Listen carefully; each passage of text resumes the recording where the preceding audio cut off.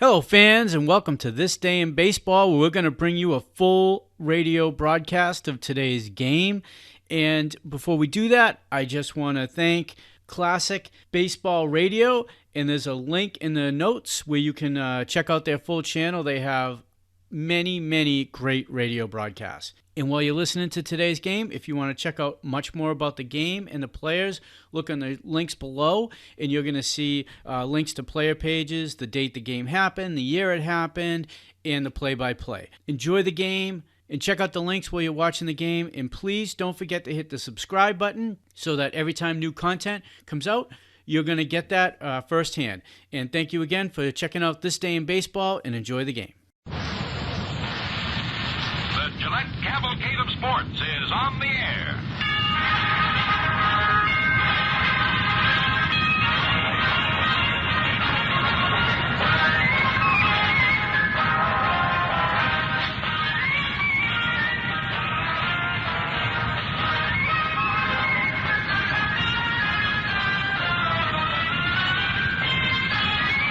To look and feel sharp, like this new Gillette.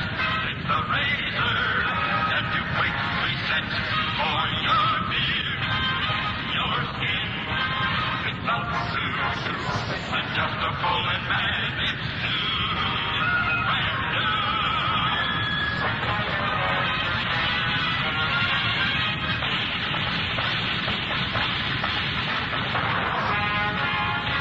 From the Coliseum in Los Angeles, California, Gillette presents the third game of the World Series between the Chicago White Sox and the Los Angeles Dodgers.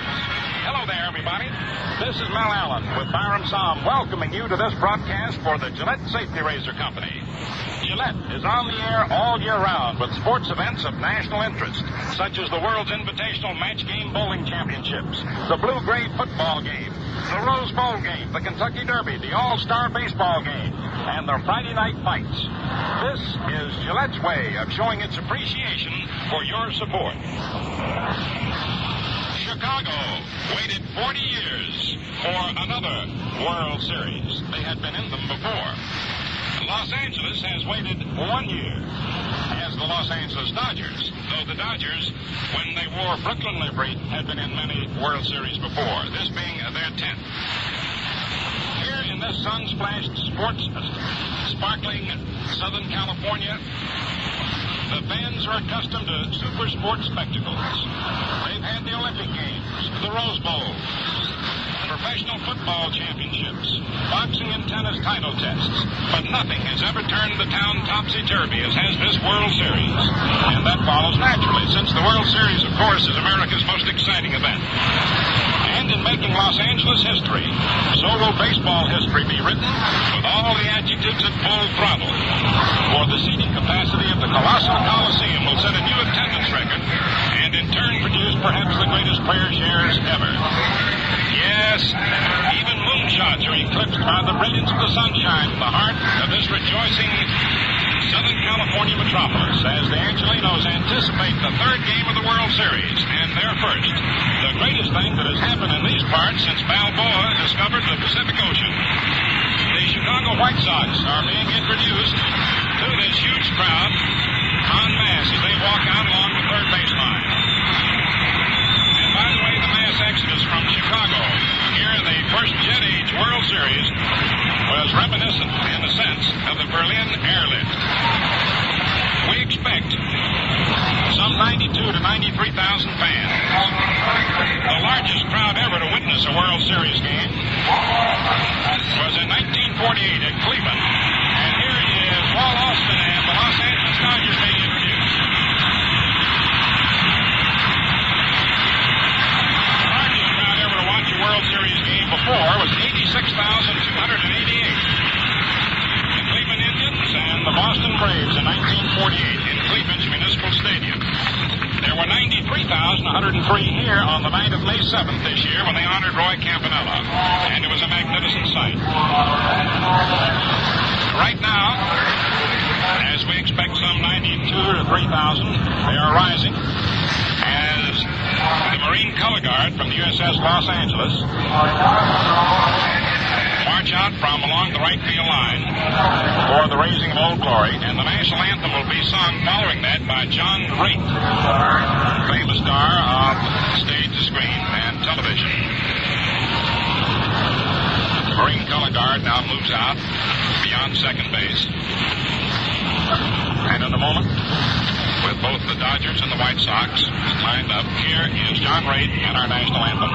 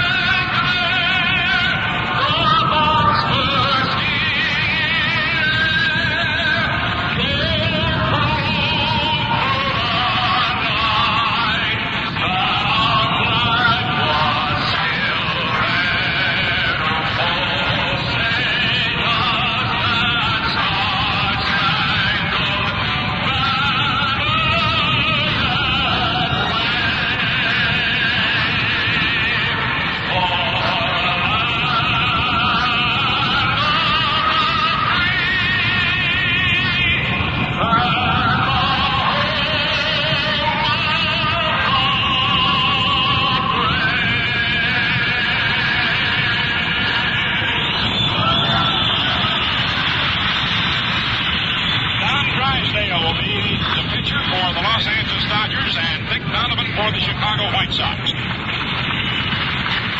hand for the most recent inductee into the Hall of Fame, the Dodgers' Zach Wheat, who from the mound tosses out the first ball, and the ball players leave the sidelines where they were aligned for the playing of the national anthem, and now the umpires come out with Al Lopez and Walt Alston. And here are the lineups for the Chicago White Sox. Louis Aparicio, shortstop.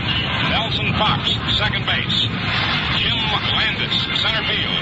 Ted Posinski, first base. Sherman Lawler hitting fifth, catching. Billy Goodman batting sixth, third base. Al Smith hitting seventh, left field. Jim Rivera batting eighth, right field. Pitching, the right-hander, Dick Donovan. For the Los Angeles Dodgers, leading off, Jim Gillette, third base. Charlie Neal, second base. Wally Moon, who played left field in the first two games of the series, batting third, playing right field, with Norm Larker hitting fourth, left field. Gil Hodges batting fifth, first base. Don Demeter hitting sixth, center field. Johnny Roseboro batting seventh, catching. Maury Wills hitting eighth, shortstop. And Don Drysdale doing the pitching. The umpires, Ed Hurley of the American League at home plate. Frank Sikori of the National League at first base. Bill Summers of the American League at second base. And Frank Pascoli of the National League at third base. The foul line umpires are switching. Johnny Rice of the American League will be stationed along the right field line here, with Hal Dixon of the National League along the left field line. Byram Song will tell you a little bit about this ballpark in a moment. You've heard a great deal about it. But let me tell you that Dick Donovan, the right-hander, who features a good slider, fastball, a curve, and a changeup, played a sore arm during the year, but came through magnificently on August the 29th with a 2-0 shutout, a key victory in a 4-game sweep against the Indians to help the White Sox win the pennant, has gotten the nod today from Al Lopez. While Don Drysdale, who had a record of 17-13 on the season, leading strikeout artist in the National League from Van Nuys, California, Dick Donovan being from Quincy, Massachusetts. Drysdale is a side-arming right-hander, tough on right-handed batters. Occasionally he may come three-quarter. Donovan also comes in with a three-quarter motion now and then. They both have fastballs that tail off into a right-hand batter. They have fastballs that can sink. And with their respective motions, with a shirt-sleeve crowd out here today, it may make it difficult for these hitters to pick that pitch up in a hurry. But we're all looking forward to the third game of the World Series. The ground rules have been altered somewhat because of the necessity of putting an extra photographer's table on the field, and it is located alongside the Dodger dugout.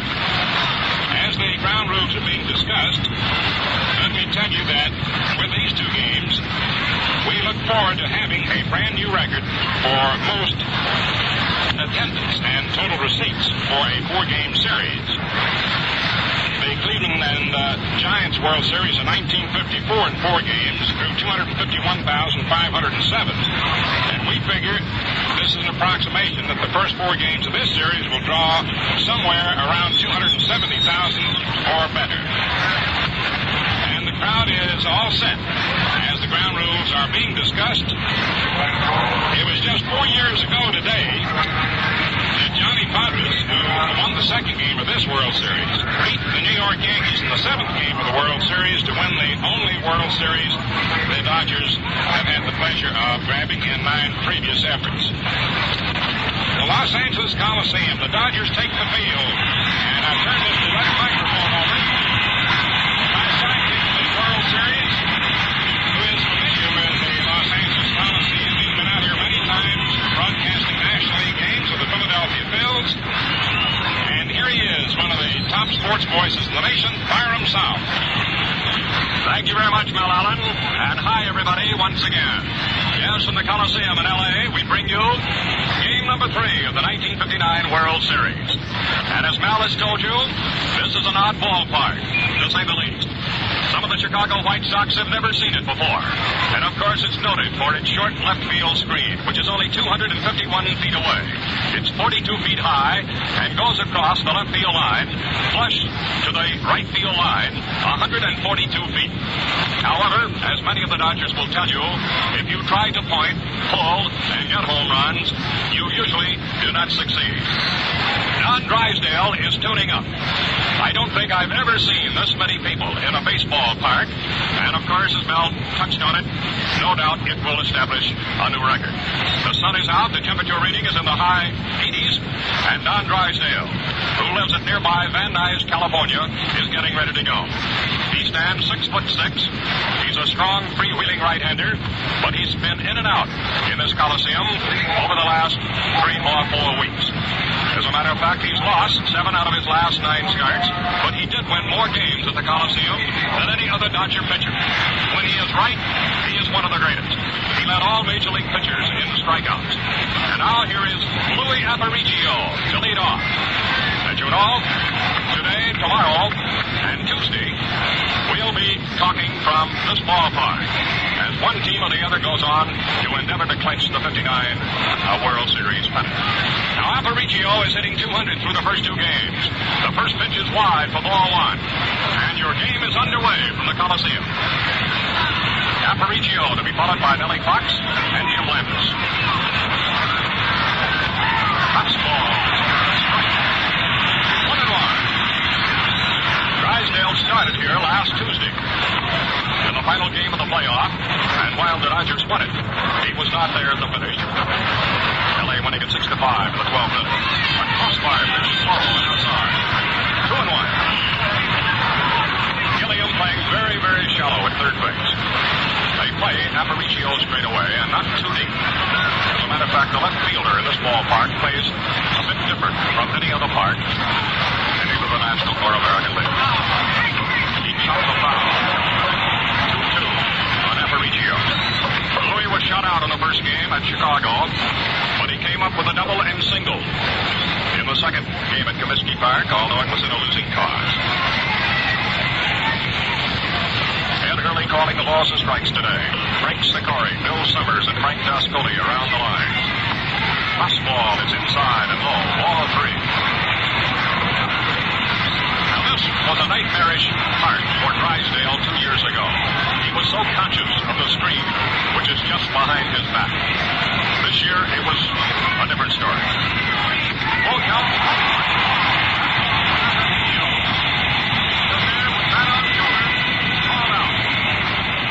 And Drysdale has racked up an early strikeout.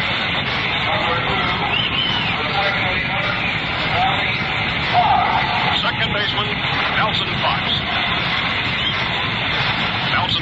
homer in the second All-Star game. And over the 2 games in World Series competition, he's picked up 1 hit. Smallish left-hander who gets right on top of the plate. Outside and low, ball 1. No score in the top of the first inning. Game number 3 underway from the Coliseum. Drysdale throws. Strike. Oh. 1 ball. 1 strike.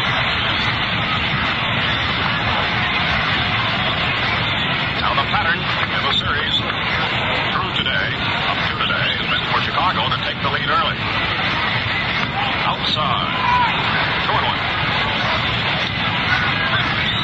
Many of you are probably wondering about Duke Snider. He is not in the lineup today. Nothing serious. Don Drysdale, a much better outfielder, has taken over. And of course, he gives the Dodgers another right-handed hitter. Drysdale, the handsome right-hander, throws high and outside, ball 3. Fox doesn't go from any bad pitching. He is the most relaxed ball player I think I've run into. Very accommodating to the photographers, interviews with the press, and just seems to take it all in stride.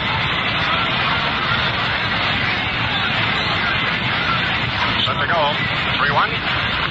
2-0. He walked it. The White Sox have a base runner. Fox at first. And here comes another one of the speed merchants of the Go-Go Sox. Landis. A California lad who certainly sparkled in the first game. But the White Sox went on to win 11-0. 3 hits for him his first 3 times at the plate. Tall and lean right-hander. Down to the stretch, the pitch is inside and almost hitting. Ball 1.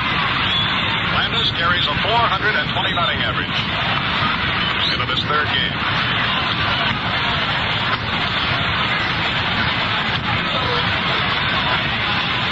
The wind is blowing toward right field. Fox edging off at first. Here's a quick move, and Fox goes back in head first. He is safe. Hodges holding the corner of the bag.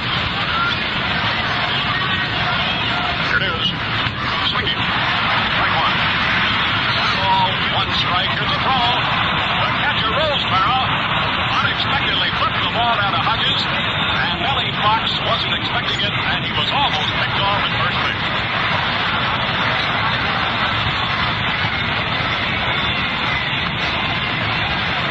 To Landis. Swinging. And when Drysdale is right in getting the ball over, what a pitcher he is. He reminds you so much of the great Ewell Blackwell a few years ago in Cincinnati. Whips that ball around 3/4 sidearm and loves to come around sidearm on these right-handed batters. On the stretch, the strapping right-hander cuts loose. And a foul tip. Foul tip. And Landis stays alive. Drysdale is making his first World Series start. He did pitch in the 1956 series against the Yankees. 2 innings of relief ball. And he was hit fairly hard in that short turn. Pee Wee Reese was telling me one day he's one of the most vicious competitors he's ever known once he steps on the mound.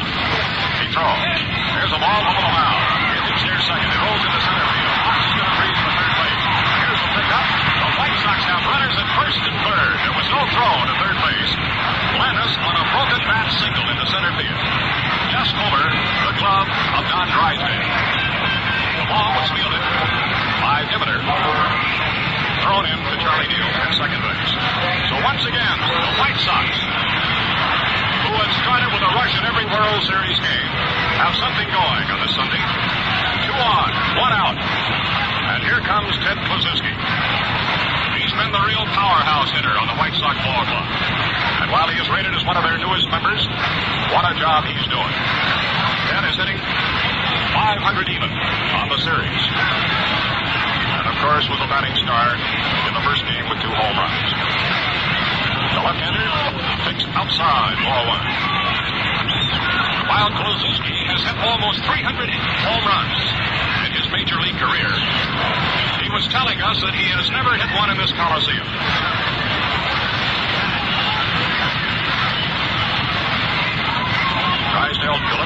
outside. There goes a runner. There is no throw. Landis steals second base.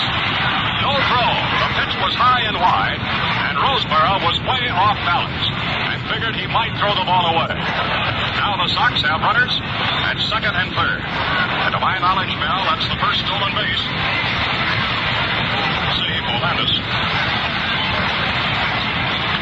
The first one for the White Sox in this series, as a matter of fact. In the 2 games in Chicago, the Dodgers had 3. The mighty Clue ahead of the countdown, 2-0. First base is open. Drysdale in full motion. Delivers. Outside. He missed. Ball 3. Already we're getting action in the L.A. bullpen. Sandy Koufax, a left-hander, warming up. And Chuck Churn is starting to throw. Here's the pitch. They're going to walk him. The last pitch outside. And so an intentional pass to Posinski after falling behind at 3-0. Now, the White Sox have loaded them up.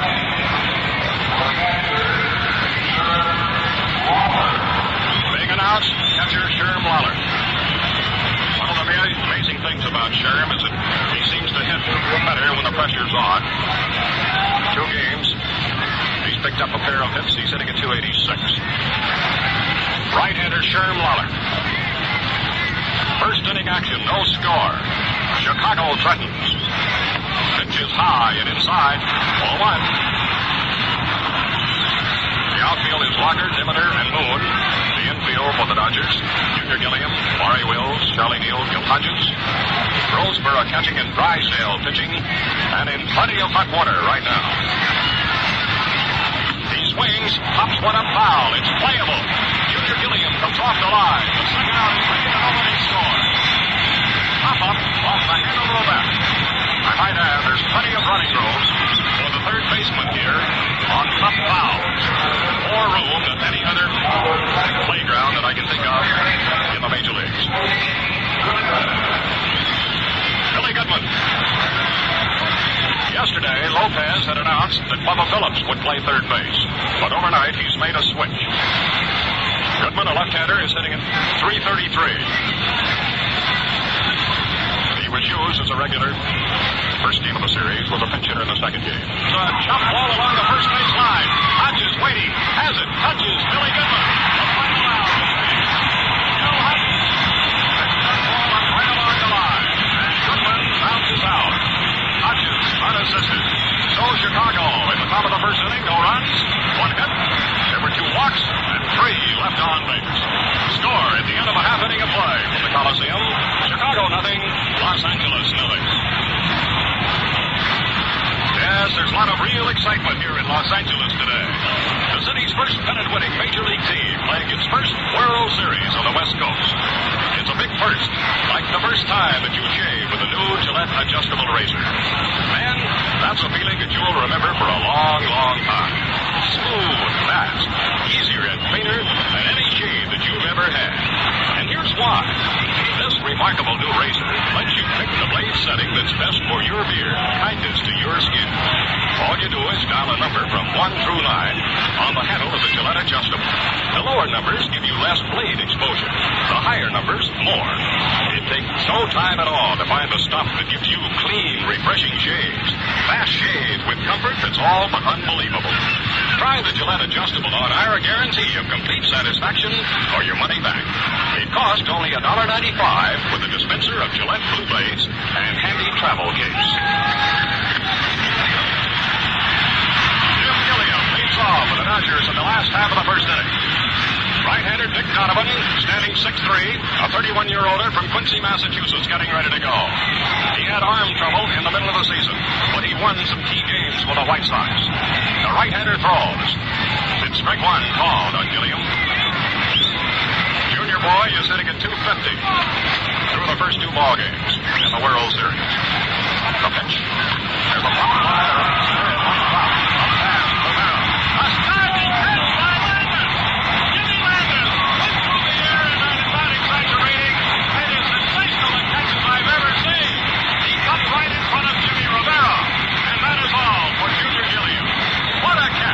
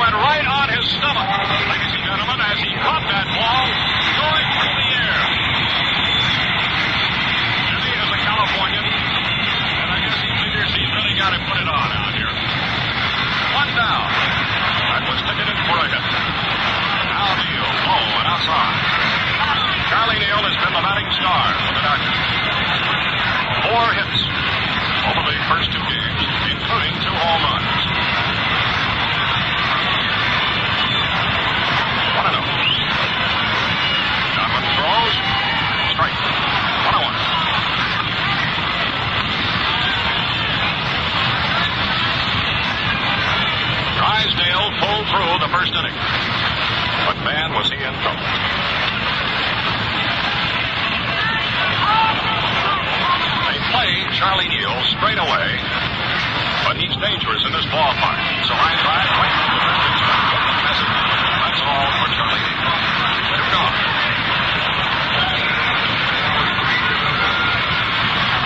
Here's outfielder Wally Moon.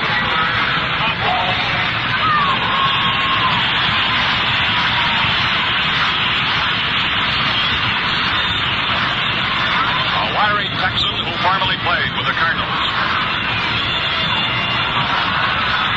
He's hitting at 286. Strike one. Good slider pitch. Donovan, of course, has been around, and he's pitched in ballparks over the years where the left field wall has been rather short. Veteran right-hander stares down, gets his sign. He throws. Fly ball to center. Backing off. Landis. Jimmy is under, waiting. He has it. So, in the first inning, Los Angeles, no runs, no hits, and nobody left off. At the end of one inning of play, Chicago nothing, Los Angeles nothing.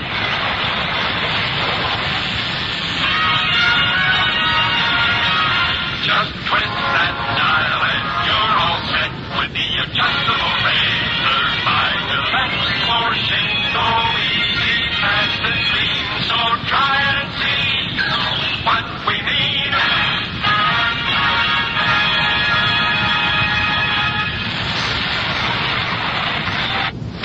Smith, in a workout here yesterday of about 45 minutes, took a lot of time. He took a baseball out, threw it up against the screen. He was trying to judge how the ball would drop off of the screen, and also was trying to figure out if he hits one up against it, how many bases he can take. For many times you will hit one on this screen, which is known as the Chinese wall, screeno, and many, many other names, and you'll only get a single. And the difference, of course, between a single and a home run here many times will be the difference of possibly a foot. Smith is hitting at 429 in this World Series. Right-hander facing Drysdale. The initial pitch. Strike one. Call. Drysdale won 17 games, 11 of them here at the stadium. And he was rough on certain clubs in the National League. Line drive to left center field. Locker moving over. He has it. Gets it off in left center. Norm Locker. Another thing about this screen and the way the left fielder plays, they give a lot of ground along the foul line. You'll find the left fielder here plays almost a left center on every hitter. One gone. Now Jimmy Rivera.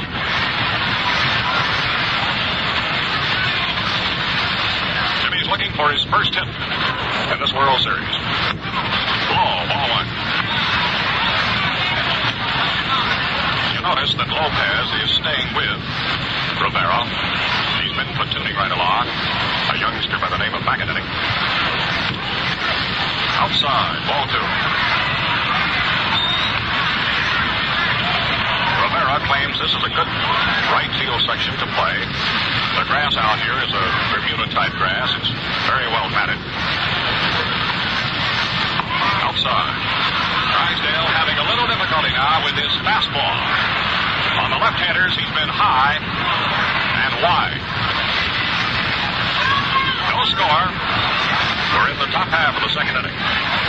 Drysdale was in difficulty in the first inning. He gave up a hit and 2 walks, but managed to get Bill Good. Moreno. And he walked him low outside. Drysdale now giving out with his third free ticket. Number 22, Donovan. First time that Dick has ever pitched in World Series competition. He's batting left-handed. Now in the American League, he hit 131 during the season. One out, one on. Drysdale on a quick move to first, and a close play develops there, but Jimmy Rivera gets back. He loves to run the bases, this Rivera. Certainly one of their most exciting ball players. Long lead. There comes a pitch. There goes Jimmy. Here's the throw.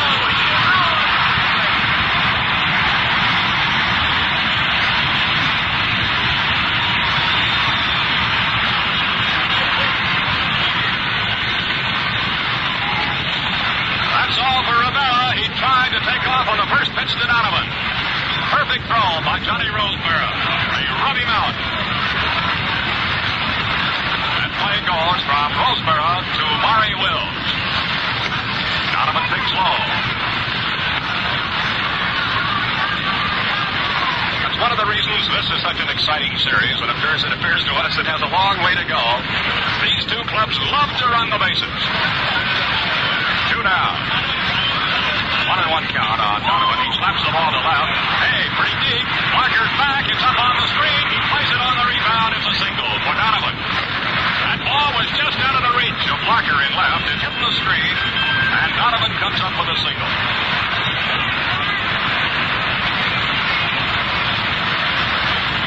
They're waiting for White Sox Boy to bring out one of those black nylon jackets for Donovan. Don Gutteridge is coaching at first base. A very able lieutenant under Al Lopez, and Tony Cuccinella does the work at third base. 2 wonderful ex-ball players in the National League, and 2 wonderful teachers and coaches. Here's the leadoff batter, Louis Aparicio.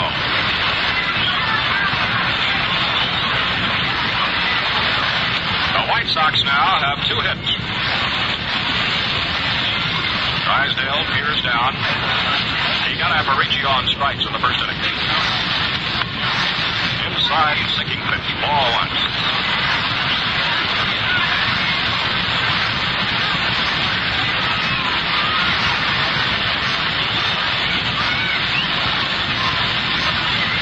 Pitch. Low inside. Ball 2. Now, Aparicio did play here in the second All-Star game. And in a winning effort. One of the smallest players on the playing field. High, almost hitting ball 3. Now it's very apparent that Drysdale has terrific stuff. Right now, the idea is to get it control. Roseboro again talks with him.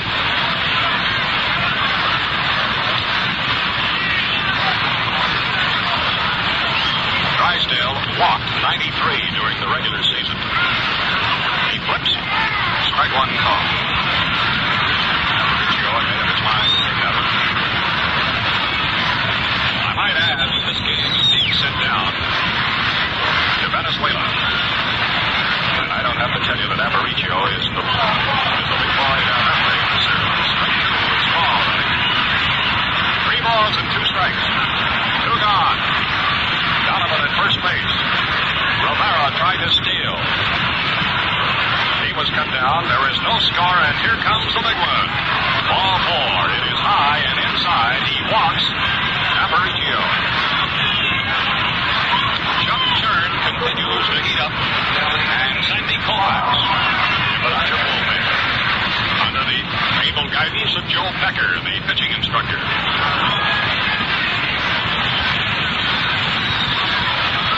Nelson Fox, who came to the White Sox in 1949. I never will forget when his dad brought him down to a spring training game and presented him to the late Connie Mack. This fellow didn't take him long to make the major leagues. Fox takes a strike call.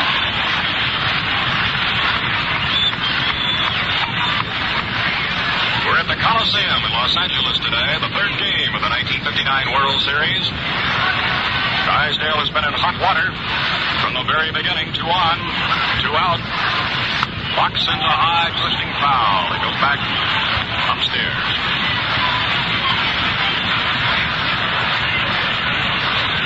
I've never seen such a mass of humanity as we have it here today. Close to 95,000 people looking on. He walked Fox the first time around, but ahead of him 0-2.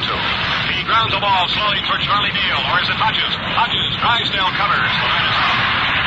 Neil Hodges went over and got the ball and threw it to Drysdale for the final out.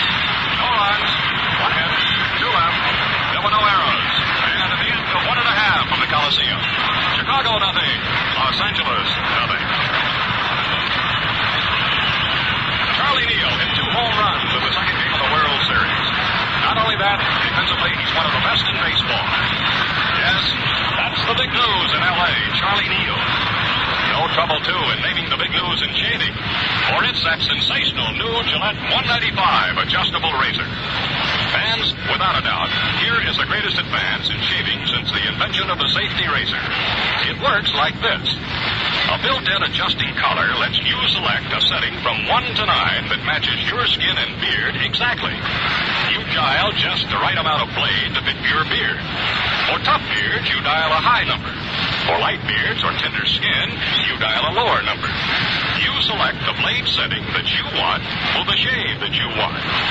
What a razor! It gives you priceless comfort for just $1.95. And that includes a dispenser of Gillette Blue Blades and handy carrying case. And, get this, you get your money back if you're not completely satisfied.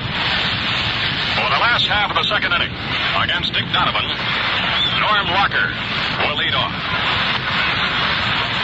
You know, the Dodgers do not play many day games at the Coliseum. During the season of 1959, they had 14-day games, to my knowledge, and they seldom play doubleheaders. It can get extremely hot in this Coliseum during the summer months. In the background, from time to time, you will hear the University of Southern California Charge. Somebody will strike up with a bugle or a trumpet, and it's a beautiful sound to these Dodgers. Of course, the campus of the University of Southern California is adjacent to this Coliseum, and they won a big football game here on Friday night, beating Ohio State. Larker is your batter. He's hitting at 143 in the two games, but is certainly an underrated hitter on that average. Left-hander.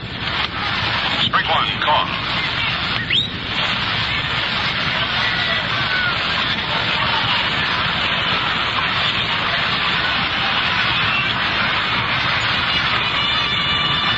Play Locker straight away.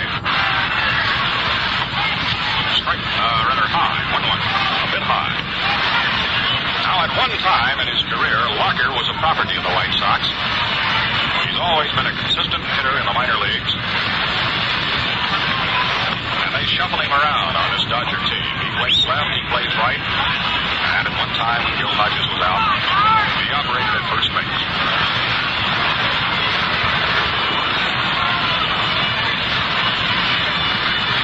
Donovan delivers a smash foul that goes back of the first base coach, Greg Levy, and ricochets out onto the playing field where it's picked up by Nelson Fox.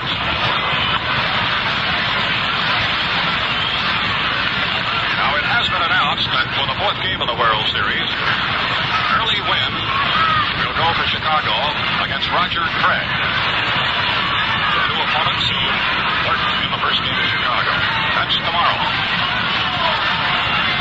1 ball, 2 strikes. He swings, and he missed. He went for a low pitch. Blowing outside. And a strikeout for Dick Donovan.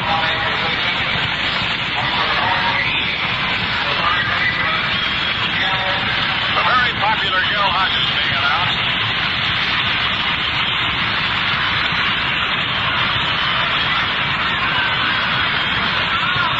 He's been in more World Series games than any other current Dodger.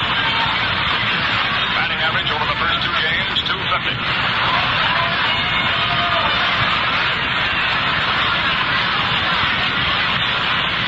Donovan works low, the ball. Manager Walt Boston made a comment on Hodges today. He said, I'm going to put him up hitting fifth because he is one man in my lineup I think can reach the screen.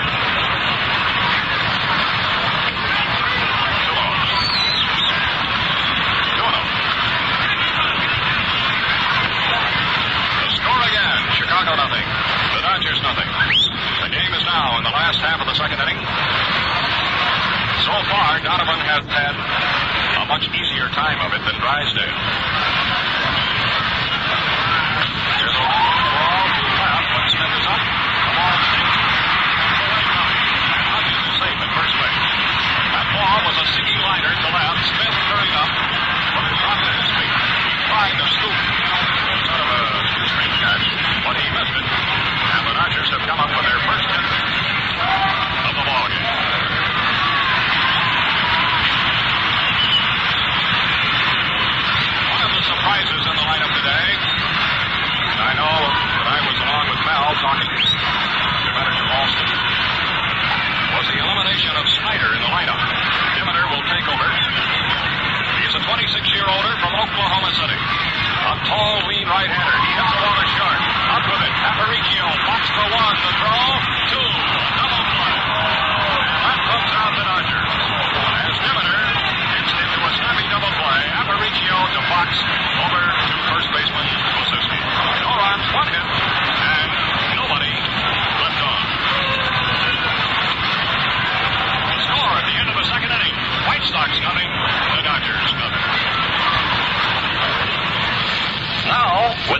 of guided medicine.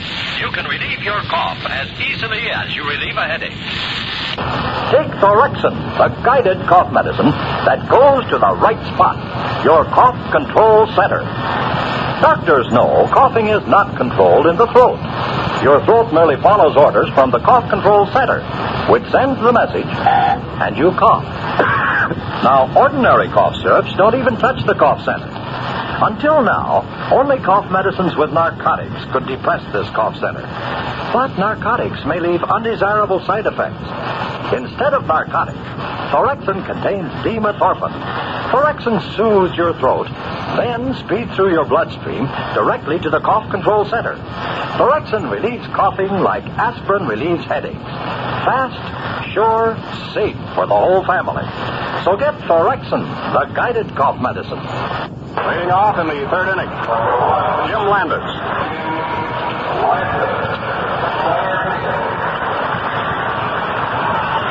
Ladies and gentlemen, there have been a lot of great catches in World Series competition, I'm sure, but you'll have to go a long, long way to find one better than Jimmy Landis made in the first inning on Junior Gilliam. Ground ball to the mound. Drysdale has it. Routine style over the Hutches, and Landis is at it. One away.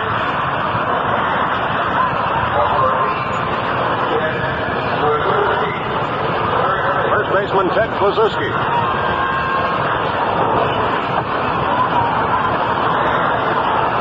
He walked first inning. Drysdale was behind 3-0 after Landis stole second base, and then they elected to put him on. Ground ball, wide of short. Here comes Gilliam. He cuts it off. He throws in time for the out. I don't believe I've seen a third baseman go quite that wide, but Junior Gilliam moved all the way over in front of Maury Wills, his shortstop, and threw Posinski out. Some play by Junior Gilliam. Of course, they do overshift on Big Blue. He's a notoriously good pull hitter to right field. 2 down. Catcher Sherm Lawler. Fouled out to Junior Gilliam in the first. There's a loop ball over shortstop. It's going to drop a base hit. And Sherm Lawler has come up with his third hit in this World Series. A single.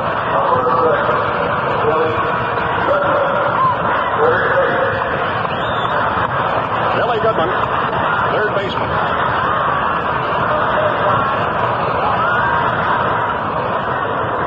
Billy now makes his home down around Sarasota, Florida. Who spent most of his major league career with the Boston Red Sox.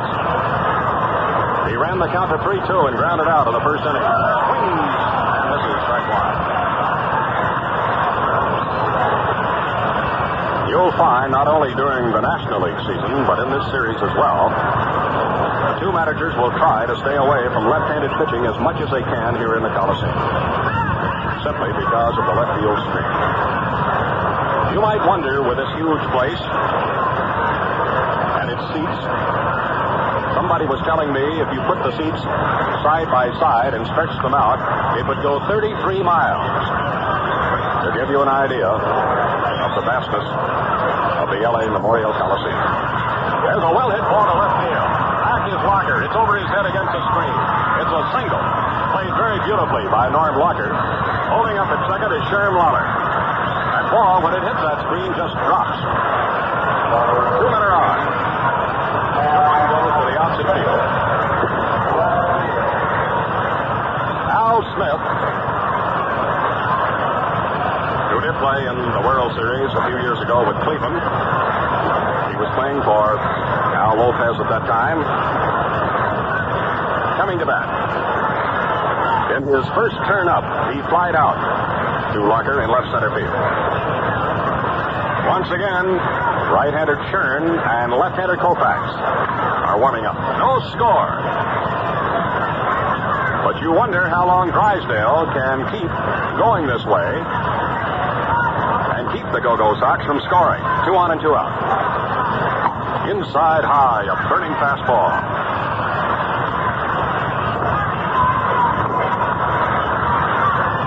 They do play Smith well toward left. You'll remember the first 2 games at Comiskey Park. This fella hit 2 doubles, both to left center deep. fastball, a strike, a throw to second base. The man is safe. It was close, but umpire Bill Summers claims that Lawler is safe. The throw was taken by Charlie Neal.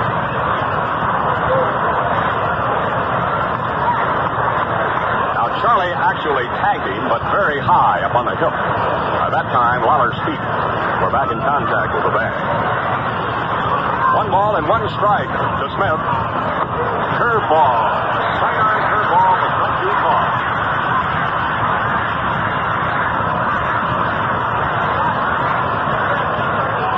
Well, LA infield is very, very deep. While it is very hot in LA today, there seems to be a nice breeze that's blowing through the Coliseum. It's a packed house. By tomorrow, Mel and I will have a chance to talk to the hitters. They're looking, of course, into that tough background, solid mass of church. A fastball, and this one for it up around his shoulder. So Drysdale escapes again. No runs, 2 hits, and 2 left on base. The score going into the last half of the 3rd inning. Chicago, nothing. Los Angeles, nothing. At the beginning of the 1959 season, Bill Beck insisted that his White Sox could not win the American League pennant. But there was certainly room for argument there. But there is no argument here, fans. The Gillette Adjustable will give you the slickest, easiest shades that you have ever had. In fact, Gillette guarantees you the most comfortable shades of your life, or your money will be refunded. Now, here's why that's possible. There's a dial right on the handle with numbers from 1 to 9. Each setting indicates a different degree of edge exposure and angle. At the lower numbers, there's less blade edge. As you turn toward the higher numbers, more and more blade is exposed. You choose the setting for utmost shaving luxury. The Gillette Adjustable comes in handsome travel case with dispenser of Gillette Blue Blades for only $1.95. See it at your favorite store. Now, one of the talking points of this game, and one catch I'll never forget, was Jimmy Landis. Does he make catches like that in the American League all season long?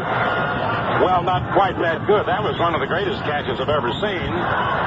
It certainly ranked with the much publicized John Frito catch, the Willie Mays catch, but he is considered as good a center fielder as you will find defensively in either league. Well, we see Willie Mays, of course, quite a bit in the National League. But that has got to go down as a truly spectacular catch. Johnny Roseboro leading off. Hard-working catcher of the Dodgers. He has 1 hit through the first 2 ball games. He tries to bunt. He pops it down the first baseline. Klug picks it up on the first hop, touches the bag. He just had to move over about a step, and Roseboro is out. Posinski has been somewhat of a surprise with his great defensive ability in this series. Some of the writers last night at press headquarters were wondering how they could get Posinski out of the National League. Because he has been something out of this world in this series. Maury Wills, the shortstop. He's batting .286 in this World Series. Right-hander Donovan pitches, and it's a bunt. It's toward third. Goodman lets it go. It's foul. Foul ball. Of course, Wills gets a lot of his hits on bunts. Without a doubt, he's the fastest man of the Dodgers. Last night, we ran into the fellow who turned him around to make him a switch hitter early this spring. You remember Bobby Bragan, don't you? Who used to manage Pittsburgh and Cleveland? Well, he's here. Donovan into action. Throws. 2 low. 1-1. Donovan has allowed 1 hit. Single to Hodges. Ground foul. First base side. 1-2.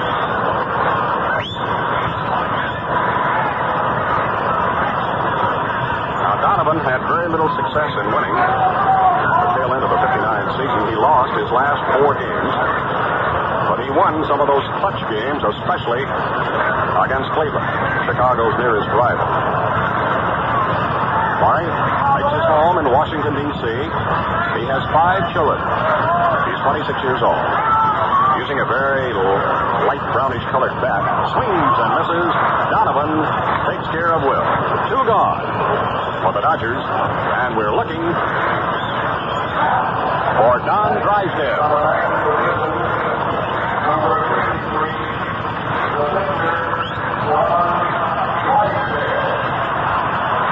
comes Don Drysdale.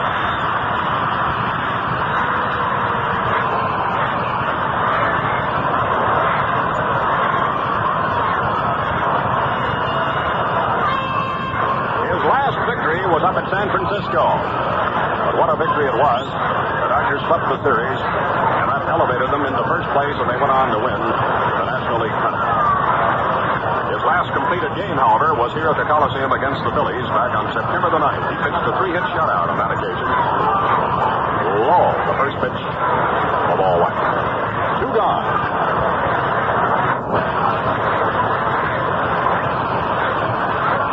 Drysdale is not a bad hitter. That's right-handed. Takes low. Ball 2.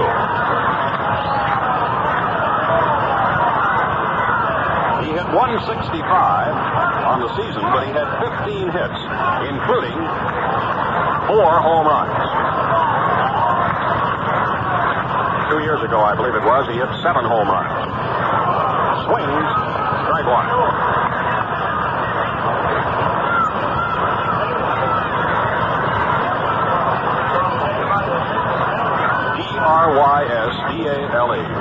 Drysdale. Drysdale.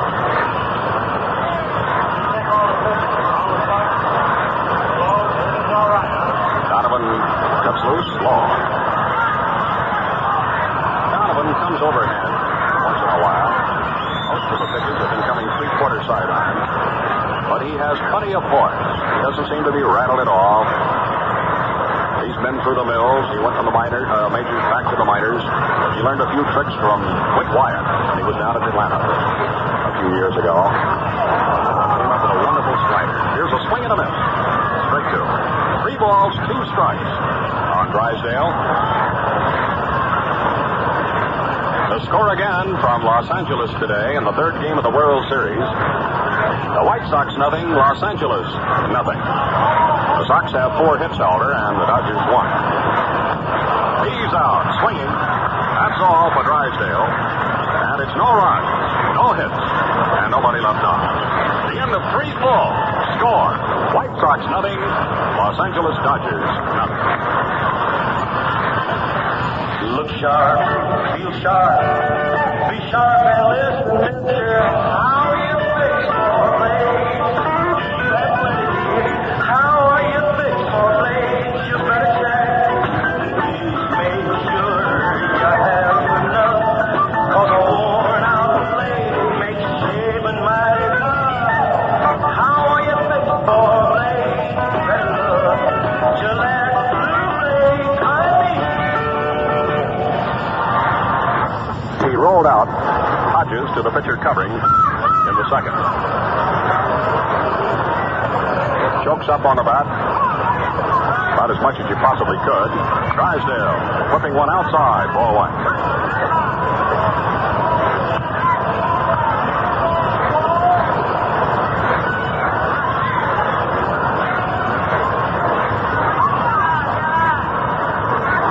Too low.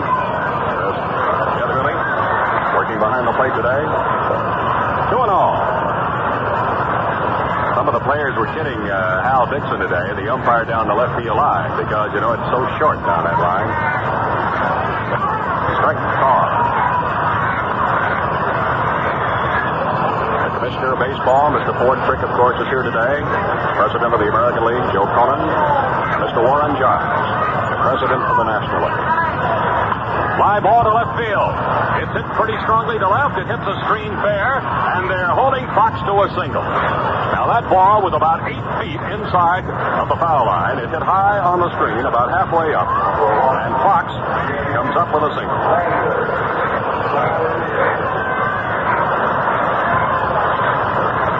Now, that's one of the things that you're going to find true in this series. If you just go up there and try to pull and hit the screen, all you're going to do is just pop up or ground out. You have to go with the pitch, and that's exactly what Nelly did on that last one. Fox comes up with his 2nd hit of the World Series of 59. Nobody out, and Jim Landis batting. Outside, high, ball 1. Now here's a switch. Manager Austin has Larry Sherry warming up. Also Sandy Koufax.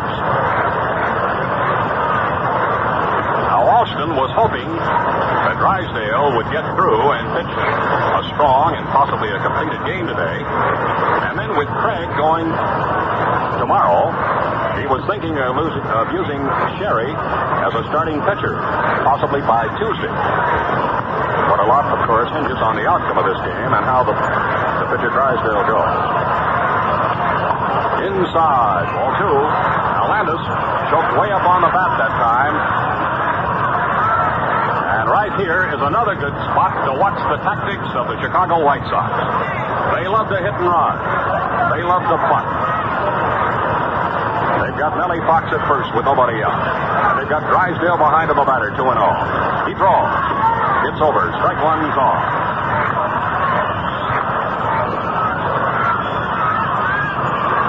Landis keeps looking to his coach, Tony Cuccinello.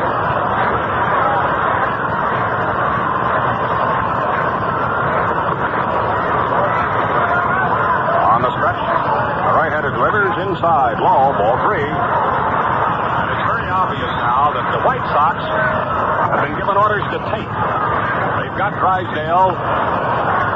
He's pitched already enough pitches to complete a 9-inning ball game, and they believe they can wear him down. Here we go. He goes after this one, fouls it off. 3 balls and 2 strikes. Now, there's not very much room for the catcher to go back and pick off foul balls. I would guess it's about 45 feet back to the screen. Something's got to give with nobody out. 3 balls, 2 strikes. Drysdale throws. Swinging a miss. There goes Fox to throw to second. Double play.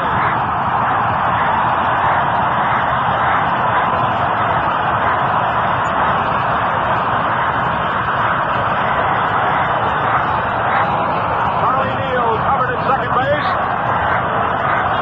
Boy, you've got to give a lot of credit to this Johnny Roseboro today. He's throwing fellas out left and right. That's one of the most beautiful double plays you'll ever see. A strikeout. And then to rub out the rushing first base runner at second base. Roseboro to Charlie Neal, 2 gone. Now Posinski at the bat. That's the third man that Roseboro has thrown out. And the game is only in the 5th inning. Posinski hits a high chopper down the first base line. Foul. Strike one.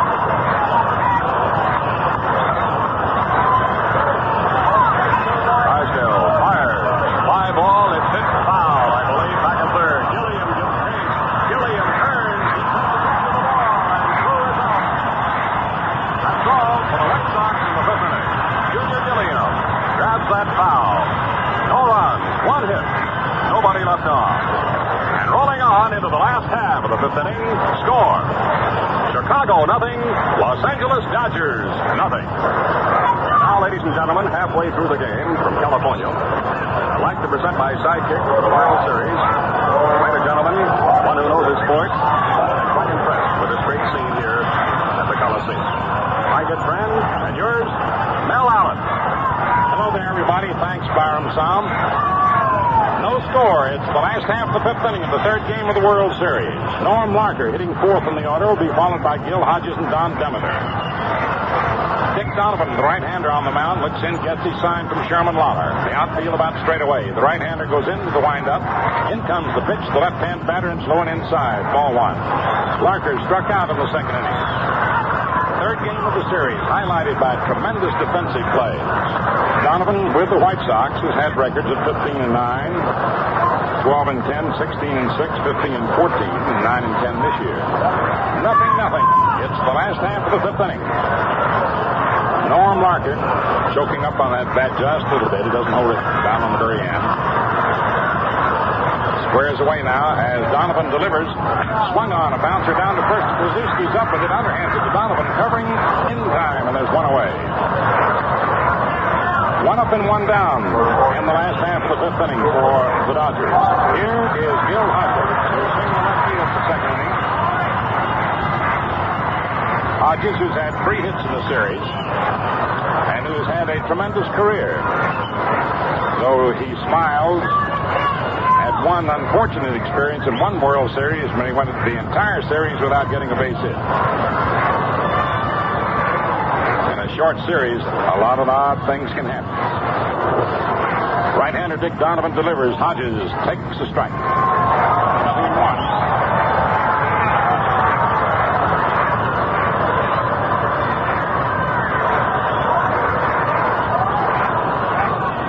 Big Gill, right-hand batter. Play him around toward left. Donovan's next pitch to Hodges. Swung on. There's a oh, he hit it, but foul. Got too far out in front. 2 strikes to count. Bill brought these 90-odd thousand fans to their collective feet for that smash. He got too far out in front.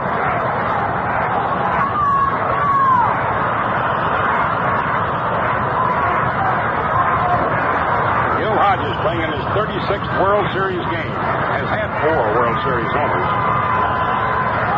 No balls, 2 strikes. Time to call for a moment.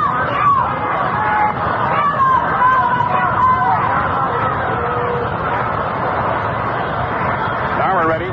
Here's the pitch, and it misses the outside corner. Ball 1, 1-2. Dick Donovan throws a lot of breaking stuff, featuring a good slider. 1-2 to count on Gil Hodges. Don Demeter on deck. No scores for the last of the 5th. Here's the 1-2 pitch. Hodges swings and misses on a let-up curveball. And they're 2 away. The 4th strikeout recorded by Donovan. Now Don Demeter, who grounded to short into a double play in the 2nd, has good power. Right-hand hitter. Stands 6'4" from Oklahoma City.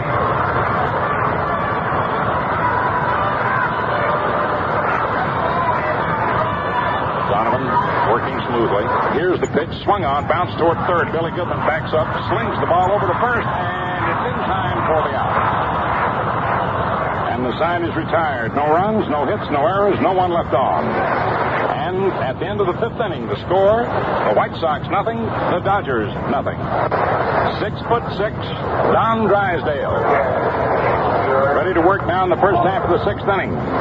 Sherman Lawler batting 5th in the order for the Chicago White Sox leads off. Billy Goodman on deck and Al Smith to follow. Lawler fouled out to third in the first inning with the bases loaded and only 1 out. Came through with a 2-out single to left in the 3rd. The Dodgers forced the White Sox to strand 7 men. The record for most men left on base in a World Series game is 14.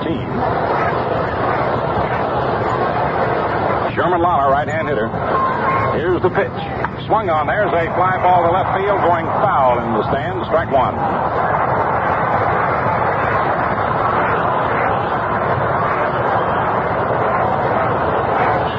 Lawler's 5th World Series game. He appeared in 2 in 1947 when a member of the New York Yankees.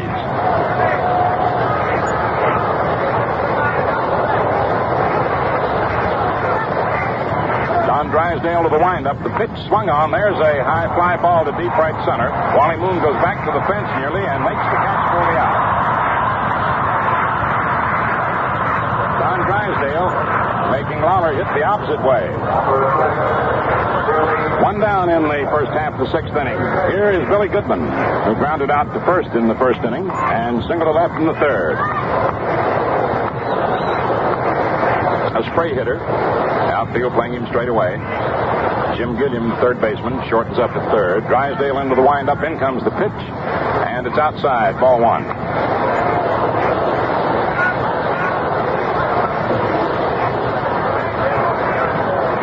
1 ball, no strikes. And the pitch.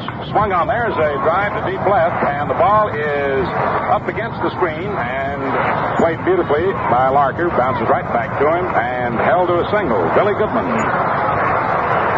The lines one off the short left field screen. It is 250 feet down the line and over to point in left center, 320, which compares with 365 feet in the White Sox park.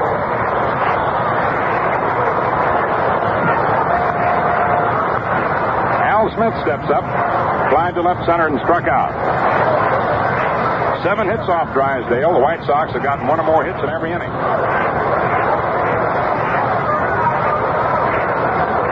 Sherry starting to warm up for the Dodgers. Drysdale delivers to Smitty inside, ball 1.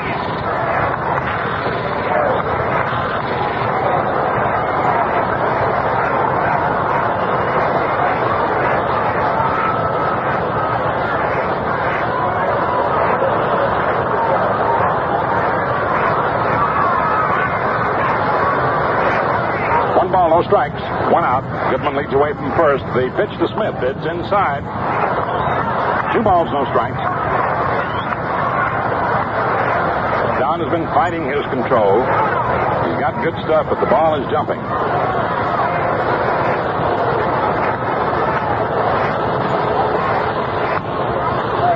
2-0 count on the right-handed hitting Al Smith. Good clutch hitter. Stretched by Drysdale. Here's the delivery. Swung on. Foul tipped into the mid. Strike 1, 2-1. Tony Cuccinello coaching at third. So we're in the 6th inning. No score. Goodman leading away from first. Here's the pitch to Smith. Swung on. Bounce to third. To Gilliam. Over to Neal for 1. Back to Hodges. It's the double play. And the side is retired. No runs, 1 hit, no errors, and no one left on. And so the score at the end of 5.5 innings. White Sox nothing. Dodgers nothing. In the second game of the World Series, there were many stars, such as Johnny Podres, who was a winning pitcher, and Larry Sherry, who relieved brilliantly, and Charlie Neal, who hit 2 home runs. Performances all hard to top, and you can't anywhere near top the shaving comfort and convenience you get with the Gillette 195 adjustable razor. The last half of the 6th inning. We're going to get the attendance, a new all-time World Series record, and we'll give it to you in a moment. 92,294. 92,294. An all-time World Series record. And recall now that in the first 2 games at Posinski Park, the total attendance for the first 2 games was 95,381. So they had nearly as many today, of course, with the greater seating capacity as they had in the entire first 2 games. Johnny Roseboro leads off in the last of the 6th. Left-hand batter, the pitch, high, ball 1. Roseboro bunted in the 3rd inning, bunted hard, and grounded to Ted Posinski. The previous record was a little over 86,000 in the Braves-Indians game. Here's the pitch, and it's high for a ball.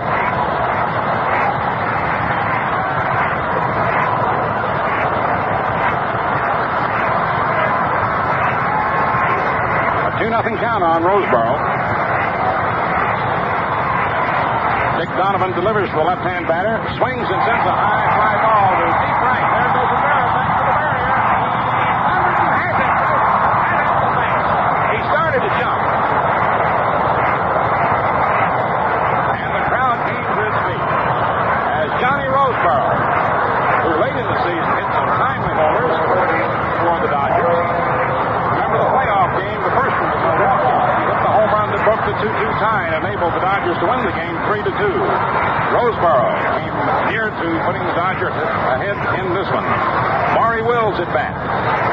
And the pitch is outside for a ball.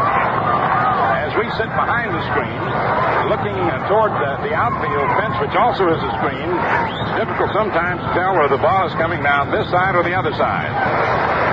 Wills struck out in the 3rd inning. The pitch, he bunts, and it's foul down the first base line. A 1-1 count. The previous record attendance was 86,288, set in 1948 in the Indian Braves series at Municipal Stadium in Cleveland. Today, 92,294. Last half of the 6th inning. 0-0. Dick Donovan dueling Don Drysdale. Switch hitting and Maury Wills at bat. Batting left-handed against Donovan. In comes the pitch, and it's low and inside. 2 balls, 1 strike. Don Drysdale, next scheduled batter. Jim Gillette.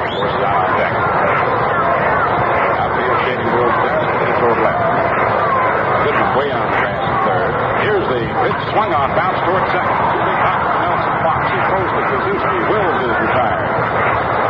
2 up and 2 down. And Dick Donovan breezes merrily along, having given up only 1 hit. That in the second inning with 1 out to Gillette is a single to left. Now Don Drysdale. Strikeout pitching in the third. For a pitcher, he can swing the pitch. Not for consistent average, but can hit a long ball.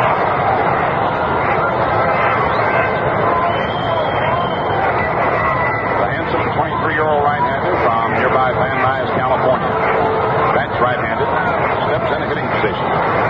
Outfield playing him around toward left. Donovan's pitch is over the inside corner, just below the shoulders for a called strike. Donovan does not go into a big windup.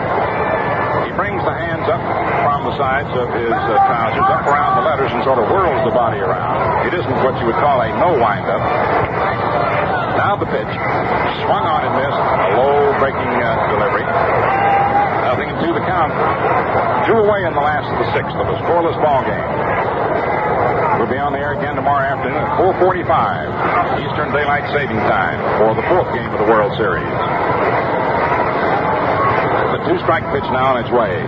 Drysdale takes it into the dirt. 1-2. Ball bounced away from Sherman. Tosses it over to plate umpire Ed Hurley, and he puts a new ball in play. Ed Hurley umpiring his 3rd World Series. Frank Dascoli in his 3rd. Bill Summers in his 8th. Frank Sikori in his 2nd. Al Dixon and Johnny Rice in their 1st. Tremendous pressure on these umpires, too. Remember that. They've done a magnificent job. Now the 1-2 pitch on its way. Drysdale swings and misses on a changeup curve. Strikeout number 5 for Donovan. No runs, no hits, no errors, no one left off. And at the end of 6 innings of play, the score, the White Sox nothing, the Dodgers nothing. Pause now, 30 seconds for station identification. Catch dividend days at Troy Savings Bank. Right now, deposits made before October 15th and a big 3.25% from October the 1st. Free parking. WGY, WGFM Schenectady. World Series time, party time, or any time, your thirst demands bright, refreshing satisfaction. Treat yourself to genuine Saratoga Vichy. Enjoy its extra dry flavor and sparkling tang now. Saratoga Vichy, yellow label. Saratoga Vichy, yellow label. Saratoga Vichy. In the 7th inning, Jim Rivera hitting 8th in the order will lead off for the Chicago White Sox. Dick Donovan will follow, and then leadoff man Louis Aparicio. For those who may have tuned in late, the White Sox poured pressure on Drysdale in the 1st inning when they loaded the bases on 2 walks and a single. But Drysdale got Lawler on a run to 3rd, and Gillette ground out to 1st. They left 2 men on in the 2nd inning. They had 2 men aboard with 1 out. 2 outs and Fox grounded out. 2 men aboard in the 3rd with 2 outs and Smith struck out. The White Sox have had 1 or more hits in every inning. They've stranded 7. Johnny Roseboro has cut men down on the base paths. And now we're ready to go into the 7th inning. Jim Rivera, left-hand batter, swings and lines it down the right field line, and it's foul. The ball landing just barely foul down the right field line. A good line drive. 1 strike to count. Jim Rivera walked in the 2nd and was thrown out stealing. A big play when you realize that Dick Donovan followed with a single. Rivera fouled out to 3rd in the 4th inning. Fast man. Drysdale to the windup. The pitch is swung on line to short. Jim Rivera lines to Maury Wills. 1 away now in the 7th inning. And here's Dick Donovan. Single to left and grounded to short.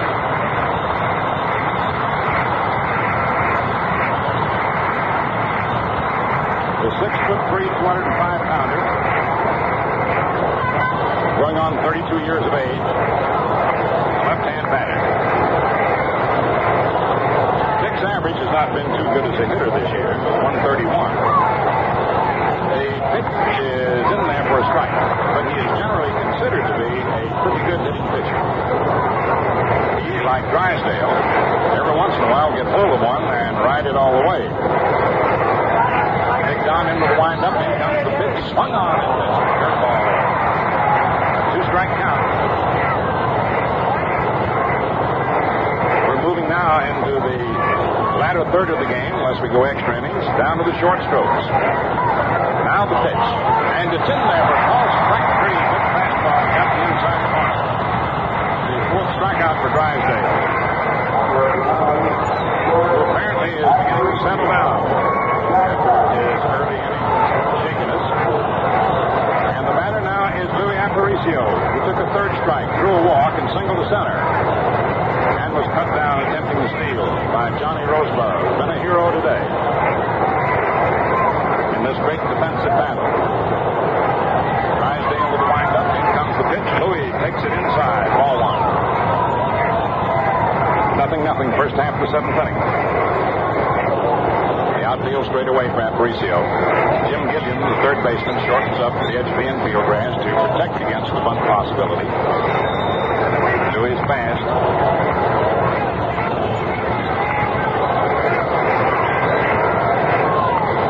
Drysdale shakes off the sign from Johnny Roseboro. Into the windup. Around comes the arm. The pitch is in there for a called strike. 1-1 the count now on Louis. 0-0. First half of the seventh inning. The third game of the World Series. And a tremendous battle it is for the greatest crowd ever to see a World Series game. The pitch is in there for a called strike. And the crowd cheers Don Drysdale as he finds that strike zone. 1-2 the count on Aparicio. Drysdale to the windup. Here's the pitch, and it is a breaking pitch outside for a ball. 2-2 the count on Aparicio. 2 away in the seventh. Norm Larker in left, Don Demeter in center, Wally Moon in right, Jim Gilliam third, Maury Wills short, Charlie Neal second, Gil Hodges first, Roseboro catching, Drysdale pitching high for ball 3. Across fires. He stepped toward the third base line, came sidearm around to Aparicio, but the pitch was high. A full count on the vibrant Venezuelan Louis Aparicio. Don working rapidly, again to the windup. Here's the payoff pitch, and it's swung on and line to left field, and the ball is up against the screen. Larker plays it off. Aparicio is held to a single as Larker whips the ball quickly back into Will. And so Aparicio collects his second hit, and the White Sox have had at least one hit or more in every inning. A total of 8 in the game to the Dodgers 1. And once more, Walt Alston signals the Dodger bullpen. Right-hander Larry Sherry gets up. Here's Nelson Fox, who walked, grounded to first, and singled to left. Drysdale into the windup, 2 away. Throw over to first. They're watching Aparicio. Again, the steal situation. 2 outs, a runner on first, score tied. Aparicio was cut down, attempting to steal in the 4th inning. Drysdale again to the stretch. Louis with the lead. Check to the runner. Throw over, and Aparicio is back.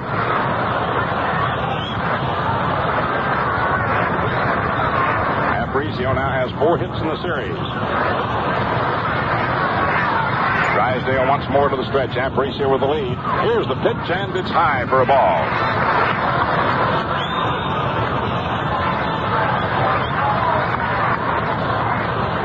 The White Sox have learned to respect the magic in the throwing arm of Johnny Roseboro. He's thrown out 3 men today. Down the stretch, and the pitch. It's right in there for a call strike. Ellie Fox looking all the way. Fox now checking with Tony Cuccinello. Louis Aparicio looks over. Maury Wills is playing over towards second. Charlie Neal is shaded over towards second as well. The stretch by Drysdale. Aparicio with the lead. The pitch is a pitch out, but Aparicio is not going. And Louis has the habit when he breaks off the bag and doesn't go, and a pitch out of pointing in toward the plate. 2 balls, 1 strike, 2 outs. No score in the 7th inning. Drysdale working rapidly. Again to the stretch. Aparicio leads away. The pitch is swung on, looped over short into left field for a base hit. Larker takes it on a hop, throws into Wills, the cutoff man, with Aparicio stopping at second. And Nelson Fox collects his second hit of the ball game. Fox now has a total of 3 in the series. Jim Landis is coming up. The White Sox have had 9 hits to the Dodgers 1. But it's no score in the 7th inning. Jim Gilliam over to the mound to say something to Drysdale. Johnny Roseboro out to the mound. As Jim Landis, the right-hand hitter, steps in, he singled to center, hit to the box, and struck out.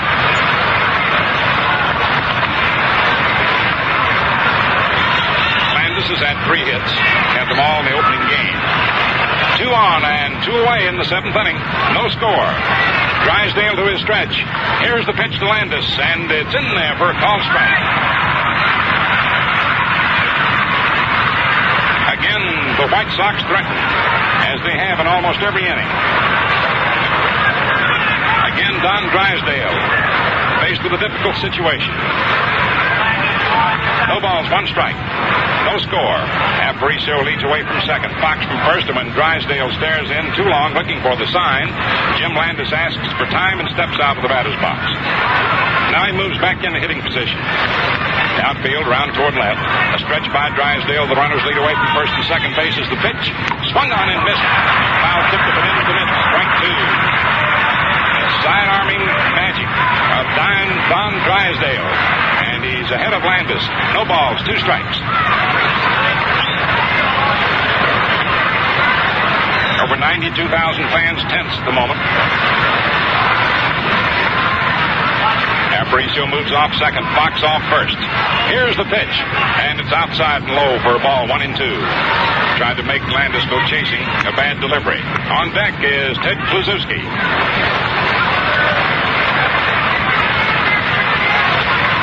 Tony Cuccinello signaling to Aparicio, 2 outs. Be on the move. Fox leads off first. The stretch by Drysdale. Here's the 1-2 pitch, and it's high and inside, and the count is 2-2. 2 balls, 2 strikes, 2 outs, 2 on. First half of the 7th inning, 0-0. Larry Sherry warming up for the Dodgers. They give Landis a lot of room in right center. Now Drysdale to the stretch. Runners lead away. The 2-2 pitch. It's outside for ball 3. Sharp breaking pitch. A full count now on Jim Landis. And with 2 away, Louis Aparicio and Nelson Fox will be running. 3 balls, 2 strikes, 2 outs. Aparicio moving off second. Nelson Fox off first. Drysdale to the stretch. There go the runners. The pitch swung on for strike 3. And the sign is retired. No run. 2 hits. No errors. 2 more men left on. And the score at the end of 6.5 innings. White Sox 0. The Dodgers 0. Don Drysdale has shown us a magnificent performance today with plenty of heart with men on base. Well, you're absolutely right. And when he's going strong, he seems to have those pitches. And, of course, a very puzzling 3-quarter or sidearm motion. Well, I'm just checking. Through the season, they only had 13 shutouts out here. And the Dodgers were only shut out 5 times during the season. Dick Donovan, on the other hand, who's given up just 1 hit. Still is in a scoreless deadlock, and it's the top of the Dodger order. And here's Jim Gilliam. Donovan's pitch. It's inside, ball 1. Gilliam was robbed of a base hit in the first inning on a truly spectacular diving catch by Jim Landis. He grounded in second in the 4th. Donovan getting a sign from Lauer. In comes the pitch to Gilliam. And it's over. Strike 1, 1-1. For this first World Series game in the history of Los Angeles, they are seeing a tremendous one. 1 ball, 1 strike. The outfield straight away. Billy Goodman, the third baseman, in close. Dick Donovan's pitch on its way. Gilliam takes it outside. Ball 2, 2-1. And this huge throng now beginning to talk it up. Last of the 7th, no score. Just as the White Sox fans at Comiskey Park were partisan, so are they here naturally in predominance. The 2-1 pitch, swung on, a ground ball hit the Fox to his left. He's up with it, throws over to Posinski in time. Gilliam grounding out the Fox, who broke quickly to his left, went down on a knee, which is characteristic of his fielding. And now Charlie Neal coming up. He lined to third and hit to the box. Wally Moon on deck. Dick Donovan has been superb. He has not allowed the Dodgers to get on the bases to amount to anything. Drysdale has been in trouble, but he's had it when he's had to have it to keep them from scoring. Now the pitch to the right-hand batter. Swung on a line drive to left field. Al Smith plays it off the screen. Neal rounds first, holds up for the single as the throw quickly goes in to Aparicio.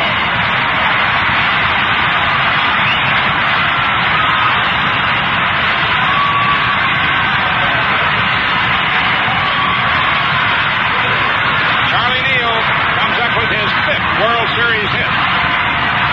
Unofficial quick check would indicate that perhaps he's had the most hits of anyone in the series thus far. There are many thus far with 5. Many have had 4. And now Nelson Fox trots in to talk to Dick Donovan as the ever-dangerous Wally Moon steps in. He flied to center and grounded to second. Wally Moon, who had 19 homers this year, had his best year in the majors with a .302 average. He's just as dangerous pulling or hitting to the opposite field in this ballpark. The stretch and the pitch to Moon. It's low, ball 1. Dick Donovan trying to get it without the crowd. Ball 1.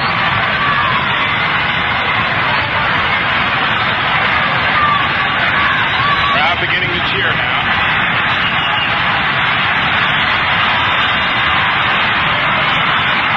One on, Neal with the lead. There he goes. He got a good jump. A ground ball to Fox. Neal gets to second. The throw goes to first in time. Wally Moon grounds out to Fox. But with Neal getting the big jump on a hit and run, was well in there. No chance for the double play. And so the Dodgers have Charlie Neal on second base in scoring position with Norm Larker, a left-hand hitter at bat. He struck out in the second and grounded to first in the 5th. A key move by Walt Alston as he flashed the sign for Neal to go to break up a double play possibility. 0-0 last of the 7th. 2 outs. Neal on second. Larker at bat. Donovan to the stretch. Here's the pitch. And it gets away from Lawler, not far enough for any advance. It slipped through the mitt. 1 ball, no strikes. In a game such as this, the slightest mistake can turn it around. Speed can make the difference. Making the right move and putting on a hit-and-run play to break up the double play possibility. 1 ball, no strikes. 2 outs. Neal on second. No score. Last of the 7th. Donovan ready. Checks the runner. Here's the pitch. Larker takes it inside. 2 balls, no strikes. Gil Hodges is on deck. And another highly dramatic moment in this exciting 3rd game of the World Series. Donovan just back to the rubber. Hitches up his trousers. Has the Rosenbach, tosses it down, now steps into pitching position. Looks in, gets the sign from Lawler. Charlie Neal leading away from second. Donovan into a slow, lazy stretch. Neal leads off second. Here's the pitch to Larker. And it's inside for ball 3. 3 balls, no strikes. And Gerry Staley has started to warm up for Chicago. With Charlie Neal representing the big run. Dick Donovan pitching very carefully to Larker and has fallen behind on the count. 3 balls, no strikes. Larker shortened up on the bat just a little bit. Donovan ready. Neal leads away from second. The 3-0 pitch, and it's low inside. Ball 4. Larker walks. And that is the first base on balls given up by Dick Donovan. Whether or not it's an indication of his beginning to tire, or whether it's because he's pitching extremely carefully to the left-hand hitter with a tie-breaking run on second, we cannot know at the moment. Here is Gil Hodges stepping in. Single to left in the 2nd inning, getting the first hit off Donovan. Charlie Neal, who got the second base hit off him, is on second. Larker on first. 2 outs in the last of the 7th, no score. Hodges struck out in the 5th. Big Gil, a right-hand batter. Charlie Neal has good speed, leading away from second.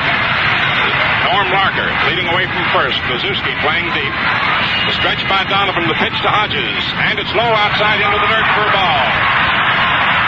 Gerry Staley continues to warm up. Don Demeter is on deck. Tense moments in the Los Angeles Coliseum before 92,294. Donovan looks in, gets the sign from Lawler. Charlie Neal moving off second base. Norm Larker off first. The stretch by Donovan. A look around. Here's the pitch to Hodges, and it's just outside. Ball two balls, no strikes. Trying to keep the ball low. Missing the outside corner. Donovan hitches up his trousers, goes to the rosin bag, picks it up, kicks the dirt around the rubber. Looking in. Pulls at the visor of his cap, tosses the rosin bag down. Now he moves into pitching position once more. Neal leads off second. Larker off first. The stretch. The 2-0 pitch. Hodges swings and fouls it back off to the right of the plate. Almost hit the Dodger bat boy and Don Demeter. 2 balls, 1 strike. Walter O'Malley, president of the Los Angeles Dodgers, sitting behind home plate. Specially constructed platform. Big grin on his face. Enjoying the excitement and the tension. 2 balls, 1 strike, 2 down. Once again, Neal moves off second. Larker off first. No score. 7th inning. The stretch. The pitch. Hodges takes ball 3. That one was close. Just a little bit low. And Donovan now has fallen behind on Gil Hodges, 3-1. His control was beautiful and magnificent for this inning. And it was still until Neal reached second on Moon's infield out. Pitching carefully to Larker, he walked. Still pitching carefully to Hodges. The count has gone to 3-1. The right-hander to the stretch. The runners lead away from first and second. The 3-1 pitch. Gil Hodges takes ball 4 low and outside. The bases are loaded. And now, Al Lopez, great manager of the Chicago White Sox, comes out of the dugout, walking to the mound. As Charlie Neal moves to third, Norm Larker to second, and Gil Hodges to first. Don Demeter, the scheduled batter. Dick Donovan, who had pitched brilliant one-hit baseball to this 7th inning, is now being taken out by Al Lopez, and Gerry Staley is coming in. A hand for Dick Donovan, who has pitched magnificently.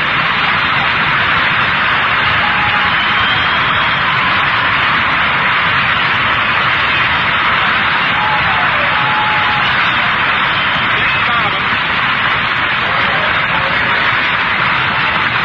after working 6 2/3 innings, having allowed just 2 hits and walking 2, allowing one of the 2 hits and his only 2 walks in this inning, departs and is replaced by Gerry Staley. And so, Carl Furillo, who can hit that ball to all fields, he can pull it, he can hit it to right. The more experienced man is coming up to bat for Demeter. It was his hit that won the playoff game, you know, in the 12th inning last Tuesday, 6-5. Carl Furillo coming in to hit for Don Demeter with the bases loaded. Gerry Staley, a veteran of 67 appearances this year for the White Sox, featuring a sinker pitch. Finds Neal on third. Larker on second. Hodges on first. No score. Last of the 7th inning and 2 away. 3-man lead away. The pitch. It's in there for a strike. 0-1.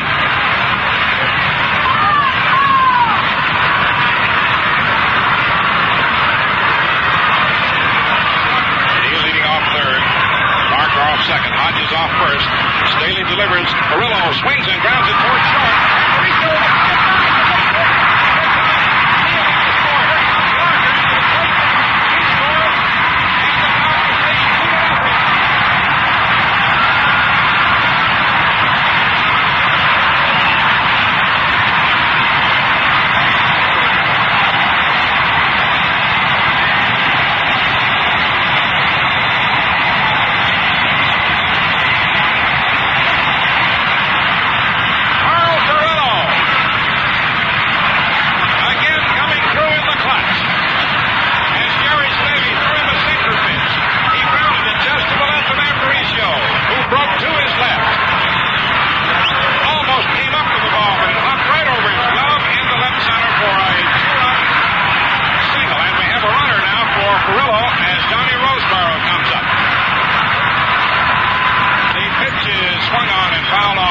first baseline.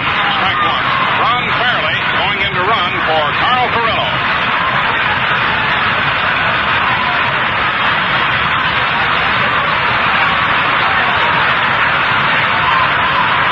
Carl Furillo in the twilight of a great career. A native of Stony Creek Mills, Pennsylvania. 37 years old. With a two-out dramatic pitch hit single to the bases loaded. The Dodgers lead 2-0. Hodges on second. Fairley running for Furillo on first. The pitch to Roseboro.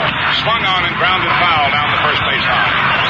And so the Dodgers, who had been limited to one hit, came up with a single and two walks. And then the dramatic two-run single, a pinch hit single by Carl Furillo. And with three hits, they lead 2-0.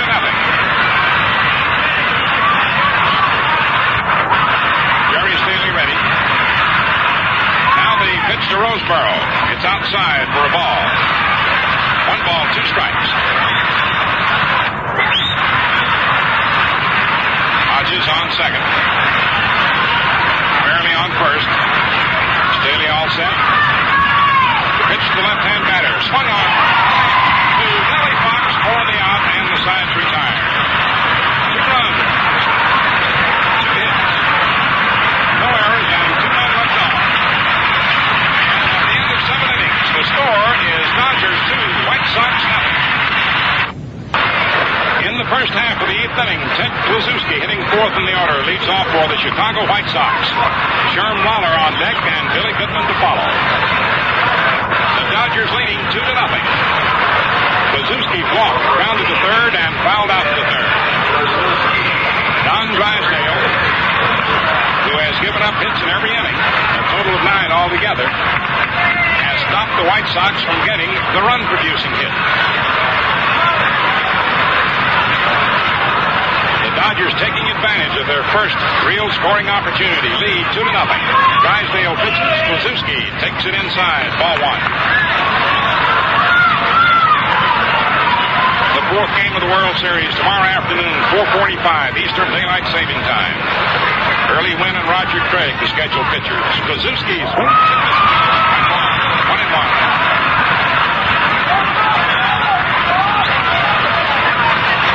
Big Ted out of the batter's box for a moment. Washing his hands in third.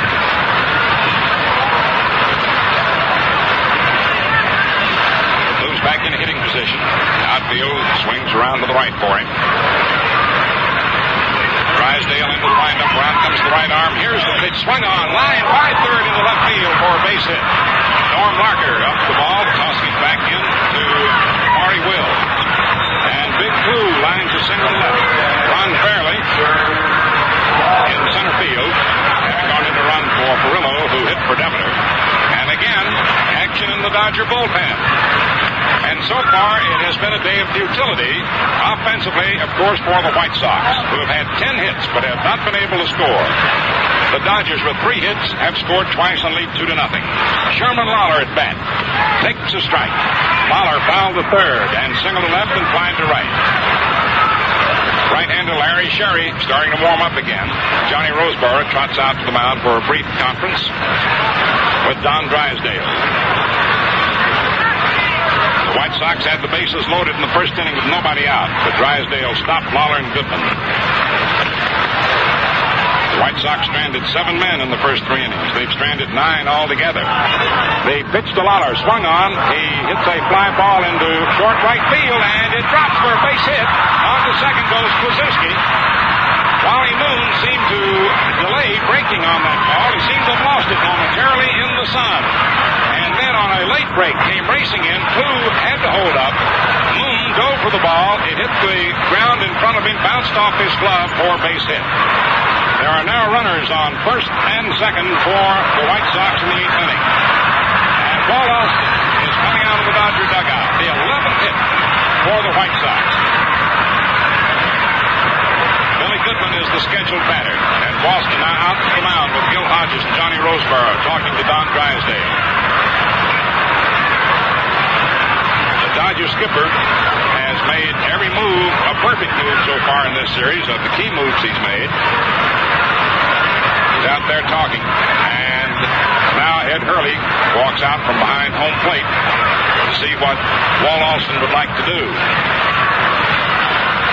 The young fireballing right-hander, Larry Sherry, heating up. Now Ed Hurley's out to the mound, and we're going to have a new pitcher. Byram saw him, and apparently it was a question whether or not Drysdale could hang on. He certainly showed stout heart and the ability to get him out in the clutch. Well, Mal, he's thrown a lot of pitches, as you know, in this game, especially in the first, second, and third innings. Overall, I guess he's pitched about a 9-inning game. And, of course, his manager, Walt Alston, looking back and find that Don hasn't completed very many games. I think you have to go back to his shutout over the Phillies in the early part of September. And Don gets upset once in a while out there.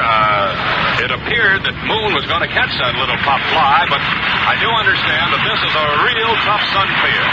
About this hour, it's the toughest. So Drysdale is going to lead. And, of course, this fella coming on, he has simply been tremendous, this Larry Sherry.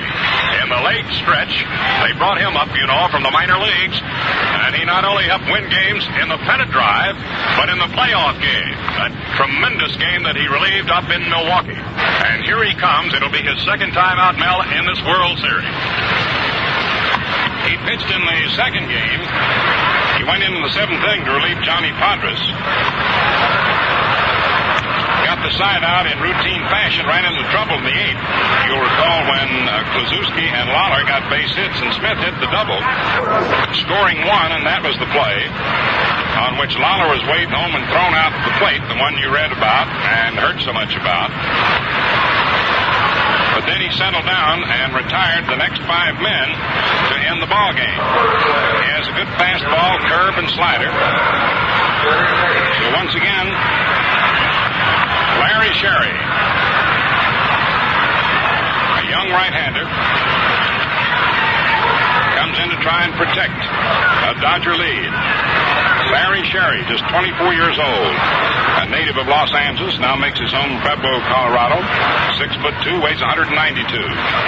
Billy Goodman, who's had 2 singles and 3 trips, a left-hand batter. The pitch is in there for a strike. Goodman grounded to first, single to left, and single to left. And we're going to get 4 action in the Dodger bullpen. It's the 8th inning. Los Angeles 2, Chicago nothing. Posinski on second, and Lawler on first. Right-hander Larry Sherry pitches, swung on and fouled back behind the plate. Strike 2. Johnny Klipstein and Sandy Koufax, a right-hander and a left-hander warming up. Billy Goodman at bat, Al Smith on deck. The outfield straight away for Goodman, spray hitter. Larry Sherry getting his sign. Boone leads off second, Lawler off first. The pitch, fastball, and did it hit Goodman? He's down. I believe it hit him. Goodman is hit on the right knee with a hard fastball as Larry Sherry really cut the mustard in tight to Goodman. Al Lopez is out quickly. Tony Cuccinello. Johnny Roseboro around looking on with umpire Ed Hurley. Goodman hit somewhere around the right knee. They're lifting him up. Ed Frolick, the White Sox trainer, is out. Meantime, Hodges and Roseboro now go out to the mound to talk to Sherry. And Lopez and Frolick are helping Billy Goodman off the field.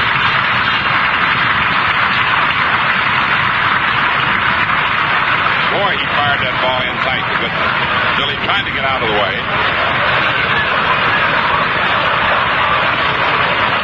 And Sam Esposito is going in to run for Goodman.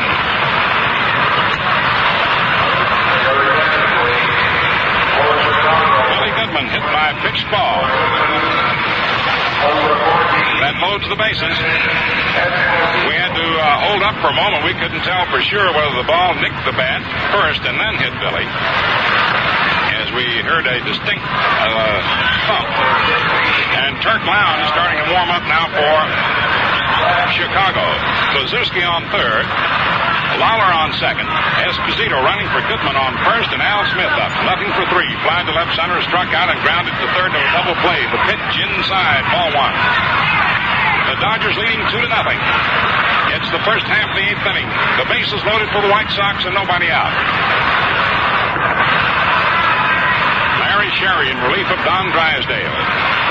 Into the windup. 3 men lead away. The pitch to Smith. Swung on a ground ball. Hit to short. Wills up with it over to Neal for one. Back the first double play as Posinski scores. And Lawler moves on to third. And it's 2-1. Al Smith hitting sharply to short into a double play. Wills to Neal to Hodges. Posinski scoring from third. Lawler moving on to third. And now the batter is Jim Rivera, who walked and fouled to third and lined to short. That's the third double play of the game for the Dodgers, who had not executed any double plays in the first two games. Here's Jim Rivera with 2 down. The left-hand batter swings and pops it up. Off the right of the plate, Roseboro under it and makes the catch in fair territory. That is retired. Only 1 run for the White Sox. 2 hits. No errors and 1 left on. And at the end of 7.5 innings, the score, the Dodgers 2, the White Sox 1. You know, friends, it's a fact that 9 out of every 10 men in the country see or hear the World Series. With an audience like that and a product so superior, is it any wonder stores everywhere are reporting record sales of the amazing new Gillette 195 adjustable razor? This is the kind of razor a man really wants. It tops anything you ever laid against your face for all-out shaving comfort and convenience. And here's why. There's an adjusting collar on the handle that you turn to any one of 9 different degrees of edge exposure and angle. Turn this collar one way, you get less blade edge. Turn it the other way, and more blade edge is exposed. Light beards, heavy beards, tender skin, no matter what, you're guaranteed clean, long-lasting shaves. And comfort that's something. I mean really something. The Gillette 195 adjustable costs only $1.95, complete with blue blade dispenser and travel case at a store near you.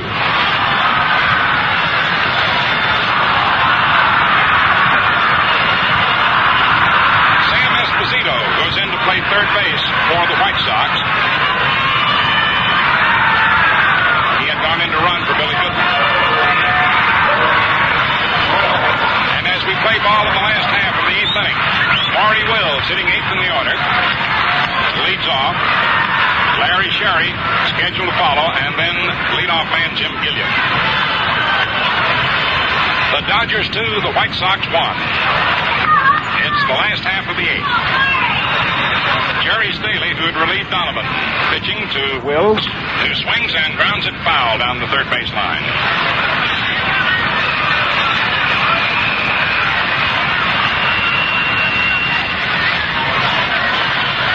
Maury Wills, very fast. Outfield shading him a little toward left. Right-hander Gerry Staley's pitch is swung on, looped over third down the left field line and foul. Sound as if he broke his bat, and he did. He's going back over to the Dodger dugout. No balls, 2 strikes.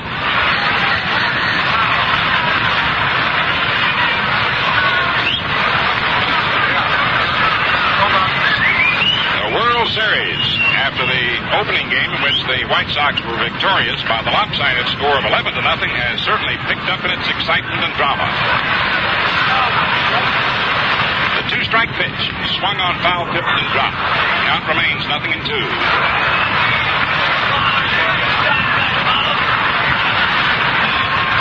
Will struck out, grounded to second in his previous appearances. The difference today has been the Dodgers taking advantage of their few opportunities, and the White Sox unable to take great advantage of their many opportunities. Staley's delivery. It's low for a ball, 1-2. 1 ball, 2 strikes. Los Angeles 2, Chicago 1. It's the last half of the eighth inning. Staley swings into the windup. Around comes the right arm. In comes the pitch. Swung on and grounded.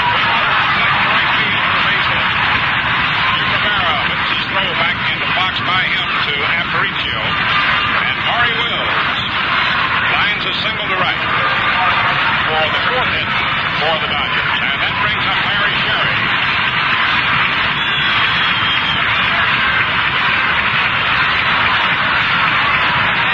Here's a kid that doesn't mind competition under the toughest kind of circumstances. He did a great job there in the first half of the eighth inning. The bases loaded, nobody out. And the White Sox got only one run. That's right-handed. The White Sox playing for the bunt. Throw over to first base. Wills is back. Very fast. A little fastest man in the majors. Staley again to the stretch. And the pitch. It's bunted at and missed. And Fox takes a throw down to first, but Wills gets back in there with a beautiful slide. And that would have been a spectacular play. As Posinski broke in toward the plate, Fox speeding at top speed, racing over to first, when Sherry, bunting at the ball, or starting to bunt at it, failed, of course, to make contact. The throw went down to Fox, and they almost had Wills. Now the pitch is low and away for ball two. 2 balls, no strikes. Sherry has a look at Pee Wee Reese, coaching at third base. See if the take sign is on, where the bunt sign is still on. Esposito creeping in from third. Staley's pitch is bunted nicely. And Fowler picks it up, throws to first to Fox, moving Wills to second. Maury Sherry. Makes a beautiful bunt down the first baseline with Sherman Lawler throwing him out. Fox covering, moving Wills to second. Leadoff man Jim Gilliam coming up. With the Dodgers leading 2-1 in the last of the eighth. They're trying to pick up some insurance.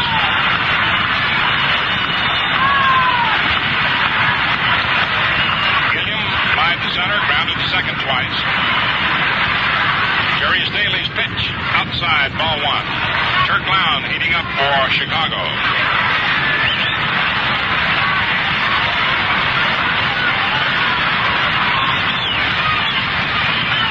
The speedster Maury Wills leading off second. The pitch to Gilliam is inside for a ball. 2 balls, no strikes.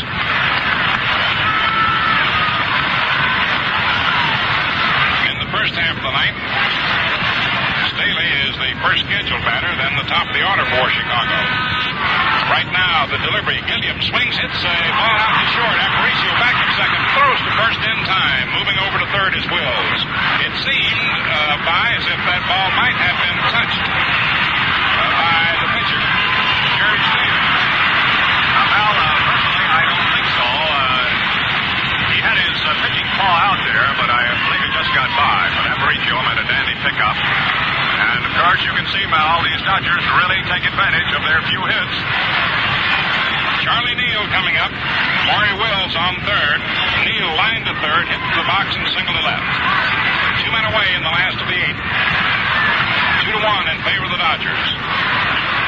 Wills very fast, remember, on third. Staley's pitch to Neal. Swung on, foul tip, strike one. Who tried to time a leadoff pitch. Took a wicked cut. You just couldn't ask for a more exciting game. Something popping, something going on, something doing every single second. No balls, 1 strike, 2 away. Wills comes up the line from third. Staley's pitch swung on and missed. For the sinker. Strike 2. Charlie Neal the batter. Wally Moon on deck. Maury Wills on third. Outfield playing around to the left.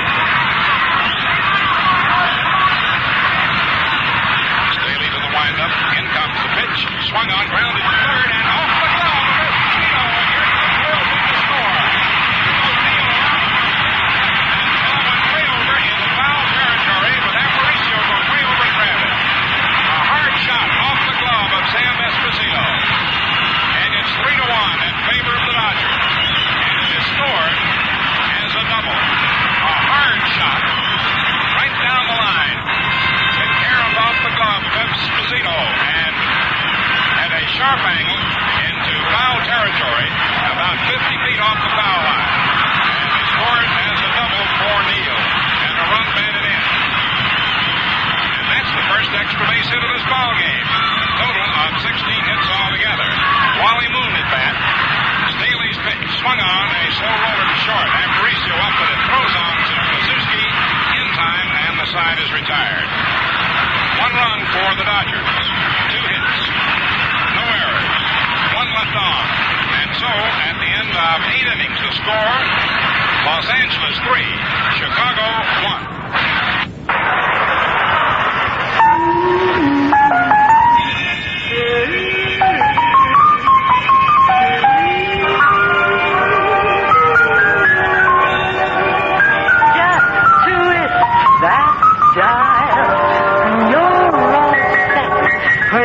Adjustable razor by Gillette. The shade so easy, fast and clean. To try it and see what I mean.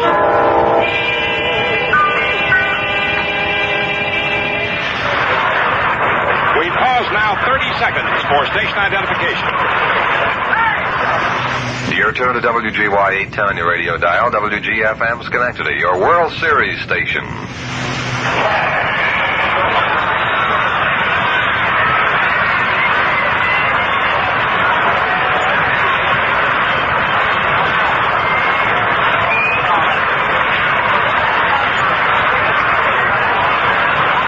In the 9th inning, Norm Cash comes in to pinch hit for Gerry Staley.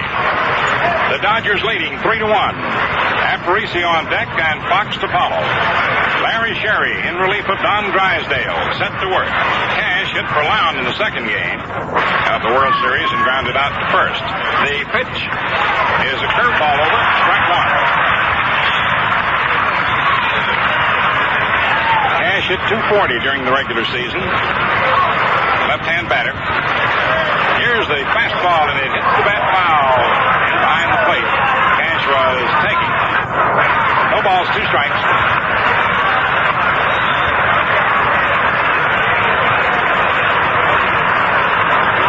Turk Lown continues to loosen up for the White Sox just in case they send it on into the last of the ninth. Here's the pitch. Swung on, grounded foul down the first baseline. Walt Austin has his bullpen working too in the event of a possible White Sox uprising. Johnny Klipstein, a right-hander, and Sandy Koufax, a left-hander. It'll be Roger Craig, an early win tomorrow in the 4th game of the series. 4:45 airtime, Eastern Daylight Time. Here's the pitch, and it's low. 1 ball, 2 strikes, 9th inning. The Dodgers 3, the White Sox 1. Young Norm Cash batting for Gerry Staley. The pitch swung on and missed. A beautiful curveball. 1 away. And now Louis Aparicio, who took the 3rd strike and walked and singled to center and singled to left. He's at 2 for 3.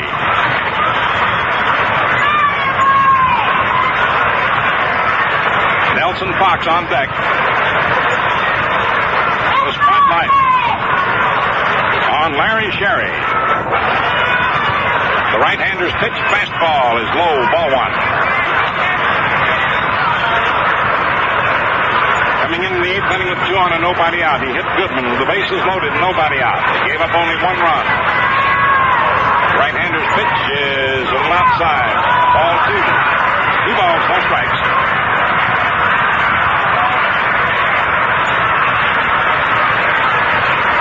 Four-year-old right-hander on the mound. Into his windup and the pitch. Fastball right over. Strike 1, 2-1. He can cut the mustard.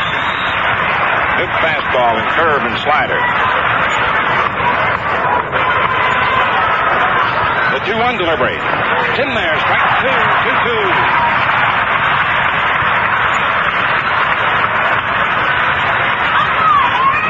I've never seen a young fellow any cooler under fire than Larry Sherry. And he's been exposed to it many times, including the playoffs. The 2-2 pitch to Aparicio swung on and fouled off out of play to the right of the plate. Sometimes you look around the stands as they rise to battle for a World Series souvenir. You can hardly believe that there are 92,294 watching this third World Series game. The 2-2 pitch. Strike three call on that breaking pitch over the outside corner. And they're 2 away in the ninth inning. And Nelson Fox comes up. The Dodgers leading 3-1. Fox, who walked and grounded to first and singled to left twice. A great ball player. Nelly seeking to keep the White Sox hopes alive in the ninth inning.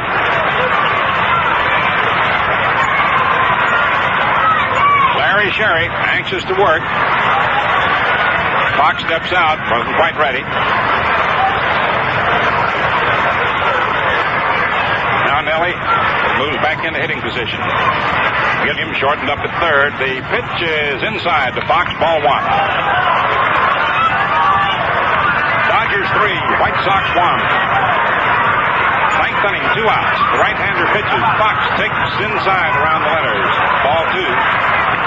Fox stands in very close to the plate, and these tight pitches drive him out of it.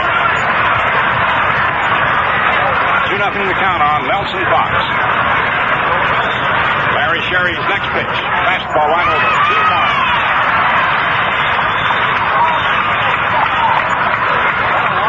2 balls, 1 strike. They move fairly more to left center now for Fox. Here's the delivery. Swung on, hit right back through the middle, out over second and into center for a base hit. Nelson Fox singles to center for his 3rd straight hit. And the White Sox have had 1 or more hits in every inning, a total of 12. Here is Jim Landis coming up. He singled to center, hit to the box, and struck out twice. Gil Hodges comes over from first base now to talk to Larry Sherry. Posinski on deck. Jim Landis at bat.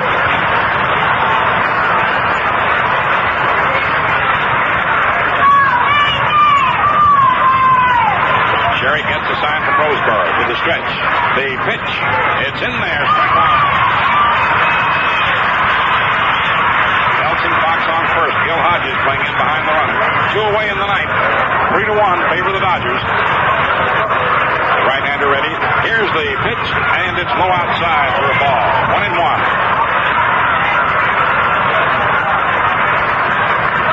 Sherry now takes a little time, walks back behind the hill to the rosin bag. Looks around the outfield, comes back up on the hill, looks in to get the sign from Johnny Roseboro. Into the stretch, Fox off first. Here's the pitch. Fastball swung on.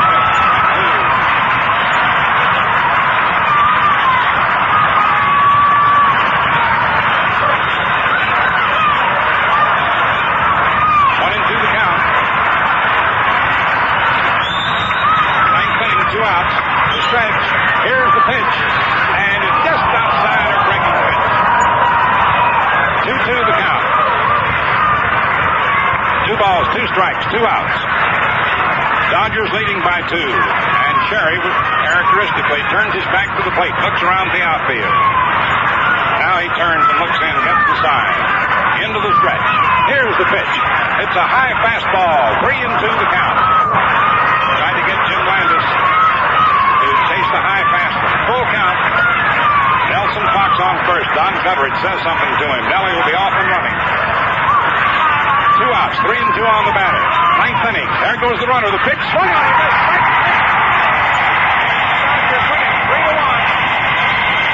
As Gerry strikes out to the side, and the Dodgers come out of the dugout and pound him and shake his hand.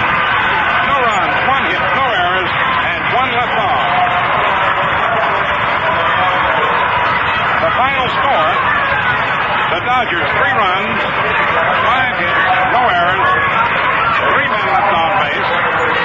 The White Sox 1 run, 12 hits, no errors, and 11 men left on base. In just a moment, we'll review the highlights of today's game for you.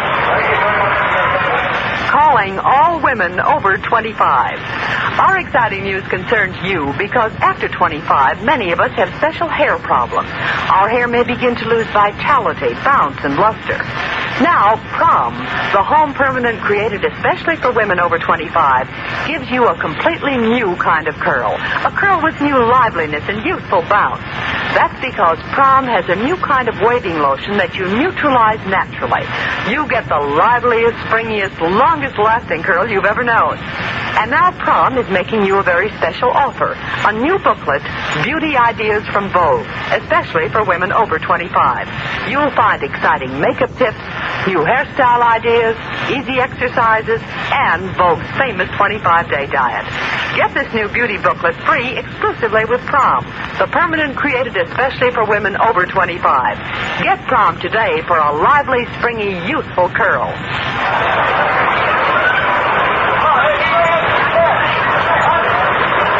Gentlemen, the third game of the World Series goes into the record book as a victory for the Dodgers. Played before a record crowd here at the Coliseum, 92,294. It was a tremendous pitching duel between Dick Donovan and Don Drysdale. Finally, breaking the ice, the Dodgers came on to get 2 runs in the 7th inning. And one of the most amazing things to me about this Dodger team in the series, they seem to go and score once there's 2 out. They did it in the 7th inning, and an old pro by the name of Carl Furillo was brought out of the dugout, came on as a pinch hitter for Don Demeter, and came up with a single that actually brought home the victory. For in the 7th inning, Dick Donovan was pitching a masterful game. He had only allowed 1 hit up until the 7th. He retired Gilliam. Charlie Neal hit the screen for a single and left. Then Wally Moon bounced out, advancing Neal to second base. However, Larker was walked. It appeared to me Donovan was trying so carefully not to give the left-handed swinger too much to hit at in a 0-0 ball game. He finally lost him. He worked on Hodges, and he lost him. With the bases loaded, manager Al Lopez brought in his ace reliever, Gerry Staley. Well, countering with that, Alston brought out Furillo to bat for Demeter. With 1 strike on Carl, he hit a ground ball out to the left side of Louis Aparicio. He raced as far as he could, and if that little fella can't get him, nobody can get him. You might remember Carl won the playoff game that put the Dodgers in the World Series, and it was his single today that actually won the game. They added another run in the 8th inning on a single by Maury Wills, a sacrifice, and a double by Charlie Neal. That was the only extra base hit, I might add, of the game. For the White Sox today, it was just frustration after frustration. They had runners galore. They picked up 12 hits. They had somebody on it every inning, but they just couldn't get enough runs across.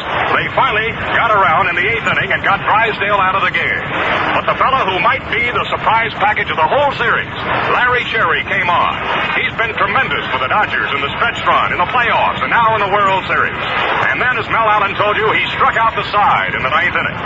They did get their 1 run with 1 out. Posinski got a single to left, and Lawler got a single to right field. There was a hit batter at that time, and right after that, a replacement, and Drysdale was gone.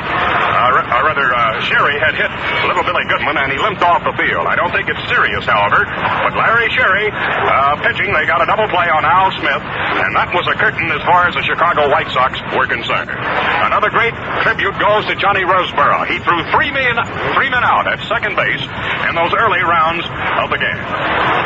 Well, that's it. Right now, the Los Angeles Dodgers have won 2 out of the 3 games that are played, and we're here tomorrow for the 4th game of the World Series. It was quite a bit of action. The winner, of course, is Drysdale, and the loser will be Dick Donovan. The final again is 3-1. The Dodgers won it, and they did it with 5 hits. Our many thanks to our NBC engineer, Howard Cooley. This broadcast was produced by NBC Sports Director Paul Jonas.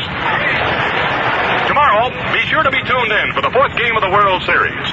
We'll be on at 4:45 Eastern Daylight Time. 4:45 tomorrow. Until then, for Mel Allen, this is Byram Som saying smooth sailing, smooth shaving, and good afternoon for your whole...